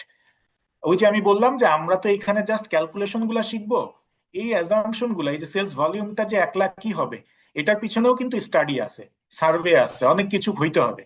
সেটা আমরা অ্যাকাউন্টেন্টরা করব না, এটা অন্য টেকনিক্যাল পার্সনরা করবে। তারা করে আমাকে বলতে পারবে হ্যাঁ পুরো বাংলাদেশের মার্কেটে টোটাল কোয়ান্টিটি এতটুকু সেল হওয়ার মতো, এর মধ্যে এরকম 10 জন কম্পিটিটর আছে, তাদের মার্কেট শেয়ার এত, আমার মার্কেট শেয়ার এত। তো এখন হ্যাঁ আমি চাইতে পারি, আমি স্ট্র্যাটেজি ম্যানেজমেন্ট নিতে পারি যে হ্যাঁ না আমি আমার মার্কেট শেয়ার বাড়াবো। তো সেটা তো অন্য আরেকটা ডিসিশনে চলে গেল যে আমি যদি সেটা করতে চাই, আমি মার্কেট পেনেট্রেট করতে চাই, সেটার জন্য আবার প্রাইসিং ডিসিশন আছে, ডিফারেন্ট ডিফারেন্ট ওয়েতে আমি মার্কেট পেনেট্রেট করতে পারি। অথবা আমার যদি প্রোডাক্টটা হয় আইফোনের মতো, মানে এক্সেপশনাল প্রোডাক্ট, যেটা কিনা আমি প্রিমিয়াম প্রাইসে সেল করতে পারি। তো এটা তো ডিপেন্ড করবে আমি কোন প্রোডাক্ট নিয়ে কাজ করতেছি। বাট ট্রু যে আপনি চাইলেই একটা ইউনিট বাড়ালেই যে হয়ে যাবে তা না, সেটার পিছনে যে স্টাডিটা থাকবে। আমাদের এই ফাইন্যান্সিয়াল স্টাডিজ এর আগে আপনার ফিজিবিলিটি স্টাডি করে নিতে হবে ওই কোম্পানিগুলোকে, যে আদৌ কি ওই যে ভলিউমটা আমি প্ল্যান করতেছি, আমি 1 লাখ ইউনিট সেল করবো বা 1.5 লাখ ইউনিট সেল করব, এইটা কি মার্কেটে সেল করার মতো মার্কেট বাংলাদেশে আছে কিনা। যদি ওই স্টাডিটা ওকে হয়, ভালো হয়, প্রপার হয়, তাহলে কিন্তু আমাদের মডেলও ভালোভাবেই দাঁড়াবে, সমস্যা হওয়ার কথা না। আর যদি এমন হয় যে না আমরা ওইরকম স্টাডি না করে জাস্ট নিজের মন গড়া অ্যামাউন্ট নিয়েই আমি কাজ করতে চাই, তাইলে কিন্তু আমরা এটা ঠিক হবে না। আরেকটা হচ্ছে যে আপনারা এইটা শিখলে আপনারা যে কোনো সময়ই এই স্কিলটা ব্যবহার করে আপনি নিউ মডেল ডেভেলপ করে ফেলতে পারবেন, কোনো সমস্যা নেই। আচ্ছা, থ্যাংক ইউ আরেকটা সাদিক ভাই। বিষয় একটু জানার ছিল। মনে করেন একটা প্রতিষ্ঠান সে চাচ্ছে এই মুহূর্তে ছোট হইতে, মানে হচ্ছে সে যে ভুলগুলো করে আসছে, যেটাই হোক এখন বিজনেসটাকে রান করতে হবে তাকে, গেইনে না হোক ব্যাক ইভেন্টে থেকে হইলেও সে যেন মানে বিজনেস অপারেশন করতে পারে। তো এই ক্ষেত্রে সে যে পজিশনে চলে গেছে সেক্ষেত্রে তার বললাম না যে ফিক্সড কস্ট গুলো অনেক হাই, যে হতে পারে তার ফিনান্সিয়াল চার্জ অনেক বেশি, তারপর তার ওই যে ফ্যাক্টরি এন্ডে তার ওভারহেড চার্জ অনেক বেশি। তাহলে তার যে মানে সেলস কে সাথে তাল মিলিয়ে যে সে কোম্পানির অপারেশনকে মিট আপ করবে, এই যে মানে টুলস গুলা, মানে আপনি কি, আমি কোর্সে কি এইভাবে কিছু শিখতে পারবো কিনা না আর কি, মানে আমি না এই না, জিনিসটা জানতে এইটা চাচ্ছি। এইখানে তো আপনি সেই স্ট্র্যাটেজিক ডিসিশনের কিছু এখানে পাবেন না। হ্যাঁ, এখানে যেটা হবে আপনি এখানে ক্যালকুলেশন করে আপনি সিনারিওটা দেখতে পারেন। আপনি যেটা বলতেছেন এটা কিন্তু অলরেডি ধরেন পাস্ট কেস, লাইক আপনার 5-10 বছরে আপনার রেজাল্টের উপর ডিপেন্ড করে আপনি আজকে এখানে দাঁড়ায় আছেন, তাই না? আপনি কিন্তু অলরেডি বলতেছেন আমার লুজিং কনসার্ন, এখন আমি চাচ্ছি 3টা ইউনিটের থেকে যদি আমি 2টাতে চলে আসতে পারি। আমি আমি যে 2টাতে চলে আসবো, তাহলে এটা কি আমার জন্য ভালো হবে, নাকি লস দিয়ে 3টা ইউনিটে থাকাই আমার জন্য ভালো হবে, তাই না? কোশ্চেনটা তো এটাই, আমি কি রাইট করলে রাইট। আমার জন্য ভালো হবে। তাহলে এইটার কিন্তু সলিউশন ডিফারেন্ট। এই যে একটু আগে আমি একটা কথা বলছিলাম, রিলিভেন্ট কস্টের একটা কথা বলছিলাম, বা ডিসিশন মেকিং টেকনিক, এটা এটা আরেকটা ভিন্ন একটা সাবজেক্ট আর কি। তো ওইখানে যেটা দেখতে হয়, আপনার আজকে যে আপনি বন্ধ করবেন কি করবেন না, এই ডিসিশন নেওয়ার জন্য আপনাকে রিলিভেন্ট, আপনার রেভিনিউ রিলিভেন্ট কস্ট নিয়ে অ্যানালাইসিস করতে হয়। ওইটা একটু ভিন্ন টেকনিক, এইটার সাথে ফাইন্যান্সিয়াল মডেলিং এর ইয়েটা থাকবে না, মানে এইখানে আপনি সেটা, বাট এই স্কিলটা হয়তো বা আপনি ইউজ করতে পারবেন ওইখানে, বাট ওইটার ক্যালকুলেশনটাই ডিফারেন্ট। ওটা আমরা রিলেভেন্ট কস্টের উপর বেস করে বা রিলেভেন্ট রেভিনিউর উপর বেস করে আমাকে ওই ডিসিশন নিতে হবে, আর এইটা কিন্তু ভিন্ন। থ্যাংক ইউ সাদিক ভাই। এবার হ্যান্ড রেজ করেছেন নাহিয়ান। নাহিয়ান শুনতে পাচ্ছেন? নাহিয়ান শুনতে পাচ্ছেন আপনি? জি জি জি শুনতে পাচ্ছি। জি জি ভাইয়া, প্লিজ আপনি কোশ্চেনটা করেন। জি আচ্ছা, প্রথমত আমি ধন্যবাদ জানাচ্ছি আজকে আপনার এই এক্সেল টেমপ্লেটটা পাওয়ার পরে, কারণ আমি প্রথমে একটু ডাউট ছিলাম যে আজকের এই কোর্সটা আমি করবো কিনা, কিন্তু এক্সেল টেমপ্লেটে আপনি যখন স্পিনিং ইন্ডাস্ট্রি নিয়ে রিলেটেডটা যখন শেয়ার করেছেন এবং এর মধ্যে কিছু ফাইন্যান্সিয়াল টার্ম গুলা বলেছেন, তখন এটা আসলে আমার কেরিয়ারের সাথে ম্যাচ করে। তো আমার কিছু কোশ্চেন ছিল, সেটা হচ্ছে যে আমি ফান্ড রেজিং কনসালটেন্ট, আচ্ছা আমি বলিনি আমি বেসিক অ্যাকাউন্টিং আমার আছে কিন্তু আমার ফাইন্যান্স একেবারেই নেই, কিন্তু আমার কিছু ফরেন ইনভেস্টরের সাথে বিভিন্ন কোনোটা প্ল্যাটফর্মে পরিচিত হতে হয়। তো ওনাদেরকে আমি ঠিক স্পিনিং ইন্ডাস্ট্রি, বাংলাদেশের একটা স্পিনিং ইন্ডাস্ট্রি নিয়ে একটা প্রজেক্ট প্রোফাইল দিয়েছিলাম, যে যাতে ওরা এখানে আপনার ইনভেস্ট করে। তো ওনারা আমাকে কিছু ফাইন্যান্সিয়াল টার্ম জিজ্ঞেস করেছিল।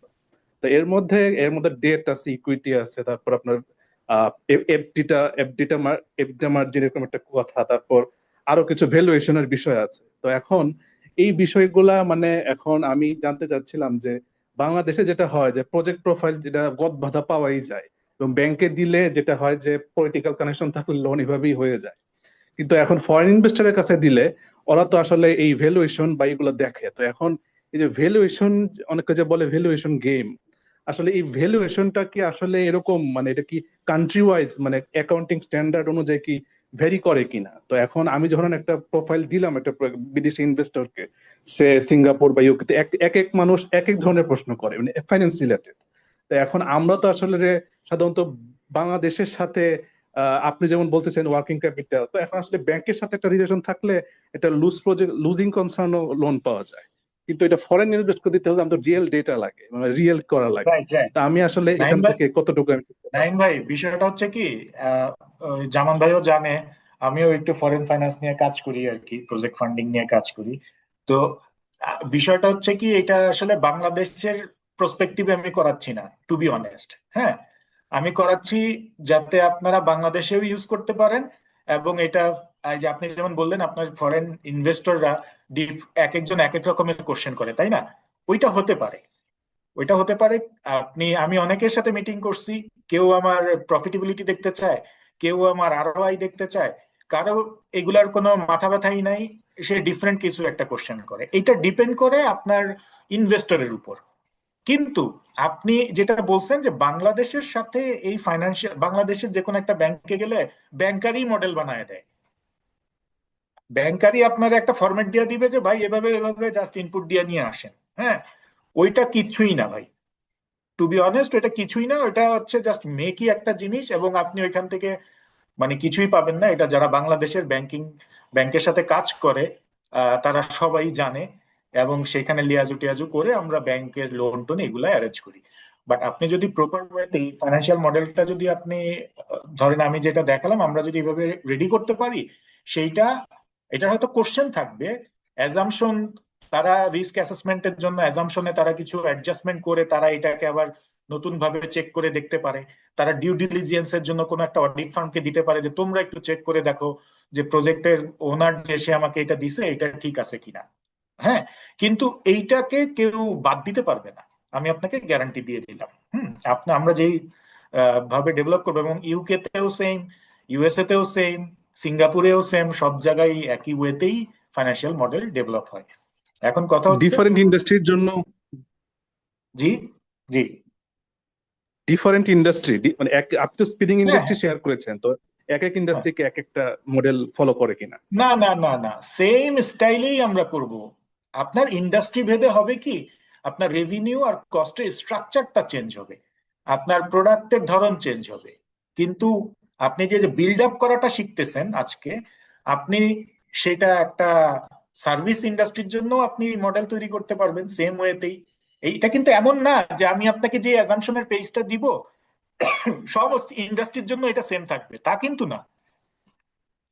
আপনার যে ইন্ডাস্ট্রির কোম্পানিটা নিয়ে কাজ করবেন, আপনার সেই কোম্পানির তথ্য লাগবে, আপনার সেই তথ্যের উপর ডিপেন্ড করে আপনাকে এই অ্যাজাম্পশনের পেজটাকে মোরলেস আপনাকে একটু সাজাতে হবে। আমি ওইটাই দেখাবো যে কিভাবে এটা করবেন। ধরেন আমরা স্পিনিং মিলের আমি একটা এক্সাম্পল দিলাম, এখন কেউ যদি এসে বলে ভাই আমি একটা অটোমেটেড ব্রিক ফিল্ড দিব, সেটার আমাকে একটা মডেল করে দেন, তাহলে স্পিনিং মিলের সাথে তো এটা মিলবে না, তাই না? তা আমাদের কি করতে হবে, কি স্ট্রাকচারটা আমরা সেমই রাখবো, অ্যাজাম্পশনে যে তথ্যগুলো থাকবে, ধরেন স্পিনিং মিলে যেই পরিমাণ গ্যাসের ইউজ হয়, আমার ইয়েতে তো অটোমেটেড ব্রিক ফিল্ডে সেটা লাগবে না, তাই না? তো এইরকম যেটা ওই ইন্ডাস্ট্রির জন্য দরকার সেই তথ্যগুলো আমরা নিয়ে আমরা ওইটাকে অ্যাজাম্পশনের পেজে সেট আপ দিব। নাম্বার অফ পিপল, আপনার যে ম্যান পাওয়ার প্ল্যানিং হবে সেটাও ডিফারেন্ট ইন্ডাস্ট্রির জন্য ডিফারেন্ট হবে, হলে স্যালারি স্ট্রাকচার চেঞ্জ হয়ে যাবে। তো ওইটা আমরা ওইখানে দেখবো যে অ্যাজাম্পশনের পেজটা কিভাবে আমরা সেট আপ দিতে পারি। এই আবার আমি আপনাদেরকে যেভাবে শিখালাম আপনি যে ওইভাবেই করতে হবে এমন কোনো কথা নাই, আপনি চাইলে এটাকে আপনার মতো করে চেঞ্জ করে আপনি নিতে পারেন সুবিধা মতো করে। সো এইটা কোনো প্রবলেম না। মূল জিনিসটা হচ্ছে যে কিভাবে অ্যাজাম্পশন থেকে আমরা স্টেটমেন্ট গুলা বিল্ড আপ করবো, আমরা ওই অ্যানালাইসিস গুলা দেখবো, এইটা হচ্ছে ইম্পর্টেন্ট। ওইটা বুঝতে পারলে আপনি যে কোনো ইন্ডাস্ট্রির জন্যই করতে পারবেন। থ্যাংক ইউ সাদিক তারপরে ভাই। আমাদের ডেটা একটা ওয়ার্কিং গ্রুপ থাকবে। ভিজুয়ালাইজেশন, জি, হ্যাঁ নাহিন ভাই বলেন প্লিজ। নাহিন ভাই ডেটা ভিজুয়ালাইজেশন বা পাওয়ার বিআই কি মানে মানে এটা মানে ডেটা মানে এক্সেলের ডেটা ভিজুয়ালাইজেশন এটাও কি থাকবে কিনা? আমরা এক্সেলেই করব পুরো কাজটা। আচ্ছা, আমি সাদিক ভাই একটু অ্যাড করবো, যে সাদিক ভাই আপনার পারমিশন দিলে আমি একটু অ্যাড করতে চাই। জি, জি সাদিক ভাই, আমি নাহিন ভাই যেটা বললো, আমি তো বিক্রমজিৎ দুজনকে আমি বলতে চাই আর কি। আসলে উনি যে মডেলটা দেখাইছে, উনি যেটা বললো যে আপনার ইন্ডাস্ট্রি ওয়াইজ ডেফিনেটলি, কারণ আমি ডিরেক্টলি বাংলাদেশের অনেকগুলো ইন্ডাস্ট্রিতে কাজ করছি, পাওয়ার প্ল্যান্ট থেকে শুরু, পাওয়ার প্ল্যান্ট, তারপরে ধরেন আপনার সিরামিক্স, অনেকগুলো ইন্ডাস্ট্রি এই ফাইন্যান্স মডেলিং এ কাজ করছি, মানে খুব ক্লোজ। তো বাংলাদেশে আসলে সিনারিটা ভিন্ন, কারণ আমি তো বললো অনেক কিছু আপনারা জানেন সেটা। সো তো এটা অ্যাজাম্পশনটা আসলে ইন্ডাস্ট্রি ওয়াইজ ডেফিনেটলি কিছু কিছু অ্যাজাম্পশন তো অবশ্যই চেঞ্জ হবে, এটা আপনারা দেখবেন প্রতিটা ক্লাসে আসলে ওনারা কিভাবে করায় সেটা দেখবেন। আর আমরা যেটা কোর্সটার যে লঞ্চ করার যে উদ্দেশ্যটা আসলে, এটা আসলে মানে এটা ইন টার্মস অফ বাংলাদেশে প্র্যাকটিস, আমি যেটা বলবো আপনাদের, যারা ফ্রিল্যান্সিং রিমোট জব করতে চান, in addition your existing capacity এবং স্কিল এবং হলো জব যে করতেছেন, তার বাইরে যে আপনারা চিন্তা করেন যে আমি রিমোট জবস এবং হলো ফ্রিল্যান্সিং করবো, করে এই স্কিলটা শিখে, সেই ক্ষেত্রে উনি এটা একটা ওনারটা ফ্যান্টাস্টিক হবে। কারণ ওনাকে জানি অনেক মোর দেন 15 ইয়ার্স ওনাকে চিনি, যে 10-15 বছর কাজ করতেছেন, উনি ইন্টারন্যাশনাল অনেকগুলো ফাইন্যান্সিং নিয়ে কাজ করেন, অনেক বছর যাবত আসলে উনি গ্লোবাল কোম্পানিগুলোর সাথে অনেকগুলো ইন্টারন্যাশনাল ফাইন্যান্সিং নিয়ে কাজ করতেছেন। সো এটা এই এক্সপিরিয়েন্সটা ওনার আছে। এই জন্য বললাম আপনারা এইটুকু আশ্বস্ত রাখতে পারেন যেন উনি ওইভাবেই আপনাদেরকে গ্লোবাল প্র্যাকটিসটা আপনার দেখাবে, যেটা ইন্ডাস্ট্রি ওয়াইজ এটা ডেফিনেটলি অ্যাজাম্পশন গুলো ভেরি ভেরি করবে, বাট মেইন যে প্রিন্সিপালস যেগুলো অ্যাকাউন্ট ফাইন্যান্সে, সেগুলো তো উনি ওইটা মেনটেন করে এই জিনিসটা দ্বারা করেন। তো আশা করি নাহিন ভাই আপনি আরো হয়তো বা কোর্সে গেলে ইনশাল্লাহ দেখতে পারবেন। থ্যাংক ইউ নাহিন ভাই। নাহিন ভাই আর কেউ কি অ্যান্সার কোনো কিছু বলতে চান? কেউ কি হ্যান্ড রেজ করেছেন অথবা কোনো, যদি বলতে চান আপনি মিউট করে, যদি মিউট আছেন আপনারা বলতে পারেন মাইক্রোফোন আনমিউট করে। Anyone? জামান ভাই, আসলে আমার আমার একটু মাইক্রোফোনের সমস্যা দিয়েছিল। হ্যাঁ হ্যাঁ আমার সামন্দা, হ্যাঁ কোশ্চেনটা সামন্দা, ছিল, জি সামন্দা প্লিজ। সেটা হচ্ছে যে যেহেতু ফাইন্যান্সের এই আদ্যপন্ত বা সারমর্ম হচ্ছে যে রেশিও অ্যানালাইসিস, আসলে আমি প্রজেক্টে ভ্যালুয়েশন বা প্রজেক্ট কি আমাকে ভায়াবল হবে কিনা, এটা সব রেশিও অ্যানালাইসিস এর মাধ্যমে সর্বস্ব ডিসিশন মেকিং আপনারা করে থাকেন, বা যারা ফাইন্যান্স গাই আছে তারা করে থাকেন। আমরা হোপফুলি এইখানে এই ক্লাসে সবকিছুই শিখবো, তবে এই জিনিসগুলো একটু আমাদেরকে মাথায় ধরাই দিন। কারণ মাস তিনেক আগে আমরা একটা প্রজেক্ট করেছিলাম, সেখানে একজন ইউএসএ বেসড, উনি হচ্ছে যে বেভারেজ বানিয়েছিলেন, বাট ওনার যে প্রোডাক্ট কস্টিং গুলো ছিল এটা একটু এলোমেলো ছিল, এবং এটা ওনাকে লাস্টলি আমরা কোশ্চেন করেছিলাম আপনার প্রোডাক্ট রেশিও অ্যানালাইসিস গুলো একটু আমাকে দেন, কিন্তু উনি এটা প্রোভাইড করতে পারেন নাই। তো হোপফুলি মনে হয় যে আমরা ভালো একটা জায়গাতে যাচ্ছি, বা ভালো একটা ক্লাসে আমরা এনজয় করব, এবং পুরোনো স্মৃতিগুলো, সেই ফাইন্যান্সের অ্যাক্টিভিটিস গুলো আমরা পাবো। হয়তো আমরা যারা স্টুডেন্ট আছি হয়তো ভুল ভ্রান্তি থাকবে একটু, আপনার যদি আমাকে কষ্টসাধ্য করে আমাদেরকে আবার সেই জায়গায় নিয়ে আসেন, হয়তো ফ্রিল্যান্সিং জায়গাতে অনেক ভালো কিছু করতে পারবো। থ্যাংক ইউ জামান ভাই, থ্যাংক ইউ সাদিক ভাই। থ্যাংক ইউ দাদা, থ্যাংক ইউ ডেফিনেটলি। আচ্ছা আর কেউ কিছু বলতে চান? আচ্ছা আমি আপনাদেরকে আবার একটু বলি, যারা হয়তো বা অনেকে যেহেতু নতুন আসছেন, অনেকে জয়েন করেছেন আবার, যে আমরা এই কোর্সের রেজিস্ট্রেশনের জন্য একটা আপনাদেরকে বিকাশ নাম্বার দিচ্ছি এবং লিঙ্কও দিয়েছি। আপনারা যারা রেজিস্ট্রেশন করেন নাই তারা আপনি গুগল ফর্মে ফিল আপ করতে পারেন। আর এটা হলো আসলে আমি বলবো, আবার আবার রিপিট করবো, যে আসলে কোর্স ফি না। আপনারা দেখেন, আপনারা এটা কোর্সের পরে হয়তো বা বুঝতে পারবেন যে আসলে কি শিখছেন। এটা আসলে কোর্স ফি না, ওনার একটা, আমরা ধরে নিছি যে ওনাদের এই নলেজ শেয়ারিংটা করার মাধ্যমে ডেফিনেটলি আমরা অনেকটা ভালো একটা স্কিল শিখতে পারবো। তো কারো কোনো কোশ্চেন থাকলে আপনারা আমাদের ফেসবুক মেসেঞ্জার আছে, আমাদের ইমেল আছে, আমাদের হোয়াটসঅ্যাপ নাম্বার আছে, নক করতে পারেন। আর আপনারা এই বিকাশ নাম্বারে কোর্স ফি পেমেন্ট করে আপনি গুগল ফর্মটা ফিল আপ করবেন, তাইলে আমরা নেক্সট ক্লাস আমরা সাথে এরকম রাখছি আমরা। সাদিক ভাই আমি যদি ঠিক বলি আর কি, সানডেতে এবং টুইসডে, মানে রবিবার এবং মঙ্গলবার রাত 8টা থেকে শুরু হবে, রাইট সাদিক ভাই? সাদিক ভাই, আচ্ছা, সাদিক ভাই আপনি জামান ভাই, মিউট আছেন? হ্যাঁ ঠিক কাজটা আছে না? পরে আমরা অ্যানাউন্স করি, এটা মনে হয় ভালো হয়। ওই হ্যাঁ জাস্ট, না এটা আমি জাস্ট আবার বললাম যে একটু সপ্তাহে 2 দিন, না সমস্যা সপ্তাহে নেই, 2 দিন আমরা হলো হবে, হ্যাঁ সপ্তাহে 2 দিন হ্যাঁ হবে, এটা সপ্তাহে, আমরা তাহলে গ্রুপে আমরা অ্যানাউন্স করে দিব না। হ্যাঁ হ্যাঁ হ্যাঁ, যারা ভর্তি হবে ওদেরকে নিয়ে আমরা একটা হোয়াটসঅ্যাপ আলাদা গ্রুপ, ফাইন্যান্সিয়াল মডেলিং এর একটা আলাদা গ্রুপ থাকবে, সেখানে গ্রুপে সব আপনারা আপডেট পাবেন। হয়তো নেক্সট উইক থেকে ক্লাসটা শুরু হবে, তাই তো সাদিক ভাই? নেক্সট নেক্সট উইক থেকে উইক আমরা থেকে ক্লাস শুরু, ইনশাআল্লাহ। নেক্সট বা মেবি এটা আমরা দ্রুত, আপনারা যারা রেজিস্ট্রেশন করতে চান করে ফেলেন, আমরা 2-1 দিনের মধ্যে এটা একটা হোয়াটসঅ্যাপ গ্রুপ করে সব গ্রুপে আপনারা আপডেট পাবেন। থ্যাংক ইউ সবাইকে। আর মনে হয় জাহাঙ্গীর ভাই হাত তুলছে, জাহাঙ্গীর ভাই প্লিজ, আমাদের আবার 9টার সময় ক্লাস আছে একটা। জি, জাহাঙ্গীর ভাই প্লিজ। আসলে আমি খুব শর্ট করেই বলতে চাই জি যে প্লিজ। আজকে যে প্রেজেন্টেশনটা দেখানো হলো, এখানে যা যা এখানে আমাদের এই ফিনান্সিয়াল মডেলের মাধ্যমে যেটা আসলে আমাদেরকে যে লেসনটা দেওয়া হবে, যদিও এখানে আসলে প্ল্যাটফর্মটা আসলে নলেজ শেয়ারিং, আরো এখানে যারা আরো এক্সপার্ট আছে, আশা করি আমাদের পার্সোনাল অ্যাকাউন্টেন্ট যে বিপিওটা, এখানে আমরা জামানদের সাথে যোগাযোগ করে আমরা আমাদের সেশন গুলি আশা করি নিতে পারবো।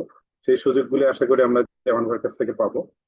আর সেকেন্ড থিং, আসলে আমরা দেখেন এই অ্যাকাউন্টিং প্রফেশনটা আমরা সেই অ্যাকাউন্টিং ইন্টার বলি, অনার্স বলি, মাস্টার্স বলি, এখানে 5 বছরের একটা ফুল ফ্লেভার আসলে 7টা ক্লাসের মধ্যে এটা রিভাইজ দেয় কিন্তু আসলেও সম্ভব না। তারপরেও হয়তো একটা এক্সেলের মাধ্যমে হয়তো সাদিক ভাই এটাকে আবার যেন আমরা রিক্যাপ করতে পারি, সেটাই হয়তো উনি একটা ট্রাই করবেন, কারণ এখানে মানে আমি বলবো অ্যাকাউন্টিং, ফাইন্যান্স এবং স্ট্র্যাটেজি সমস্ত কিছু মিলেই তো আসলে আমরা যেটা যদিও এখানে বলছে মডেল, আমি তো বুঝতে চাচ্ছি যে আসলে আসলে ম্যানেজমেন্ট বলি, স্ট্র্যাটেজি বলি, প্রত্যেকটি বিষয়গুলি মিলেই হয়তো এখানে সাদেক ভাই আসলে মডিউল হিসাবে আর কি এটা বর্ণনা করছেন। তো আশা করি আমরা সেই ফ্লেভারটাই পাবো। আর যেহেতু উনি আসলে তার প্রেজেন্টেশনটা দেখিয়েছেন যে কি কি আমাদের এখানে লেসনটা দেওয়া হবে, আশা করি এখানে আমাদের যাদের মধ্যে একটু এক্সেলে উইকনেস আছে সেটাও হয়তো আমরা রিকভার করতে পারবো। তো থ্যাংক ইউ সাদিক ভাইকে, সুন্দর একটা, এবং জামান ভাইকেও সুন্দর একটা এরকম একটা সেশন আমাদের জন্য অ্যারেঞ্জ করার জন্য। আমি আসলে আজকে কোশ্চেন বলবো না, জাস্ট বলবো যে না, সুন্দর একটা মডেল, এখান থেকে অবশ্যই আমরা একটা ভালো একটা বেনিফিট পাবো বলেই আমি আশা করি। Thank you. Thank you Jahangir ভাই, thank you so much, thank you যারা আচ্ছা, কোশ্চেন আরেকটা করছেন। কথা আমি একটু শেয়ার করি জামান ভাই। জি সাদিক সাদিক এটা ভাই হচ্ছে প্লিজ, জি অনেকে প্লিজ। হয়তো ভাবতে পারেন যে এক্সেলে অনেক মানে অনেক কিছু জানতে হবে বা অনেক মাস্টার হইতে হবে, তা না। আমরা একেবারে বেসিক এক্সেল নলেজ থাকলেই এটা ডেভেলপ করতে পারবে। এখানে কোনো মানে অ্যাডভান্স লেভেলের কোনো ফর্মুলা বা কিছু আমরা ইউজ করব না। সো এক্সেলে যদি কারো বেসিক নলেজ থাকে, সবাই কিন্তু এটা ডেভেলপ করতে পারবে, কোনো সমস্যা নেই। থ্যাংক ইউ সাদিক ভাই, থ্যাংক ইউ সো মাচ। আচ্ছা, আপনাদেরকে শেষে আবার একটু ধন্যবাদ যারা কোশ্চেন করছেন, কারা করেন নাই। আপনারা একটু যদি আমাদের যদিও সময় আছে, নেক্সট উইক থেকে ক্লাস হবে, এই সব 2-1 দিনের মধ্যে আপনারা যারা ভর্তি হতে চান, আপনারা অথবা আপনাদের আশেপাশে কেউ থাকলে আমাদেরকে মেসেজটা পাস করতে পারেন। আমরা 2-1 দিনের মধ্যেই আমাদের একটা হোয়াটসঅ্যাপ গ্রুপ করব এই যারা ভর্তি হয়েছেন ওদের জন্য, এবং এটা আলাদা ওই গ্রুপে আমাদের সব আপডেট দিব। আর কারো কোনো কোশ্চেন থাকলে আপনারা আমাদেরকে মেল করতে পারেন অথবা আমাদের হোয়াটসঅ্যাপ নাম্বারে নক করতে পারেন। থ্যাংক ইউ সো মাচ, সবাইকে অসংখ্য ধন্যবাদ। সাদেক ভাই আপনাকে অসংখ্য ধন্যবাদ। আর কারো কোনো থ্যাংক কোশ্চেন ইউ ভাই। থাকলে আমরা ক্লোজ করবো। Thank you so much. কারো কোনো কোশ্চেন না থাকলে আমরা সেশনটা ক্লোজ করবো। থ্যাংক ইউ সো মাচ সবাইকে। ওকে, জি আল্লাহ হাফেজ ভাই। একটা প্রশ্ন ছিল হচ্ছে মানে কখন নাগাদ কোর্সটা শুরু হতে পারে আর কি, মানে নেক্সট উইকের কোন সময় থেকে শুরু হওয়ার একটা পসিবিলিটি আছে, এরকম যদি একটা টাইম দিতে পারতেন। আমাদের টাইমটা হবে 7:30 থেকে 9টা। আর ডেটা আমি একটু জানাই দিব, আমার অন্য কাজের সাথে একটু সামঞ্জস্য রেখে, যেহেতু 2টা দিন করতে হবে। আহ, যেমন ভাই, শনিবারে কি আমরা একটা ক্লাস রাখতে পারি? মানে কনফ্লিক্ট হবে না তো? আমাদের অন্য ক্লাসের সাথে আপনার সাথে কথা শনিবার যেটা করতে পারি আমরা, 7:30 থেকে 8:30, হ্যাঁ রাখতে পারি। আমাদের 9টায় ক্লাস আর কি, যদিও 9টায় ক্লাস। 9টায় তো মানে 9টার আগে শেষ করতে হবে। আচ্ছা। Right right. আচ্ছা, আর একটা হচ্ছে উইকডেতে আমরা দিয়ে দিলাম হচ্ছে। ঠিক আছে, সমস্যা নাই, এটা আপনার সাথে কথা বলে আচ্ছা, আমরা ওইটা দুই আমরা দিনের পরে মধ্যে প্ল্যান করে তাহলে জানাই দিব। এটা সবার মানে সবার কারো যেন কোনো কনফ্লিক্ট না করে, হ্যাঁ, চিন্তা করে ক্লাসের শিডিউলটা করবো না, এটা কোনো সমস্যা হবে না। ভাই আমি ওকে। একটু বলতে চাচ্ছি, মানে একই দিনে যেমন 2টা ক্লাস হলে মনে হয় আমাদের উপর একটু প্রেসার হয়ে যায়, কারণ এটার বাইরেও তো একটু কিছু কাজ থাকে। না না ঠিক আছে, তাহলে তাহলে সাদিক ভাই তাহলে আমরা এটা কনসিডার করবো, ওনাদের একদিনের না নেওয়া না, যায়। সমস্যা নেই, তাহলে ওইভাবেই আদার আমরা আমরা ফ্রাইডে স্যাটারডে বাদ দিয়ে অন্য দিনই রাখবো ইনশাল্লাহ। যে কোনো দিন হয়তো একটু দেরি করলাম ক্লাস, সমস্যা নেই, ঠিক আছে আপা। এটা আমাদের যেহেতু ফ্রাইডে স্যাটারডে আমাদের ট্যাক্সের রেগুলার ক্লাস, ওই দুইটা কম ওই কোর্সের, তো আমরা ওই দিন ছাড়াই চেষ্টা করবো অন্য দিন আমরা করতে। এটা সাথে সাথে কথা বলে আমরা গ্রুপটা করবো, তখন আপনাদের সবারই আশা করি কনভিনিয়েন্ট হবে, কোনো সমস্যা হবে না এটা নিয়ে। Thank you. Thank you, thank you so much.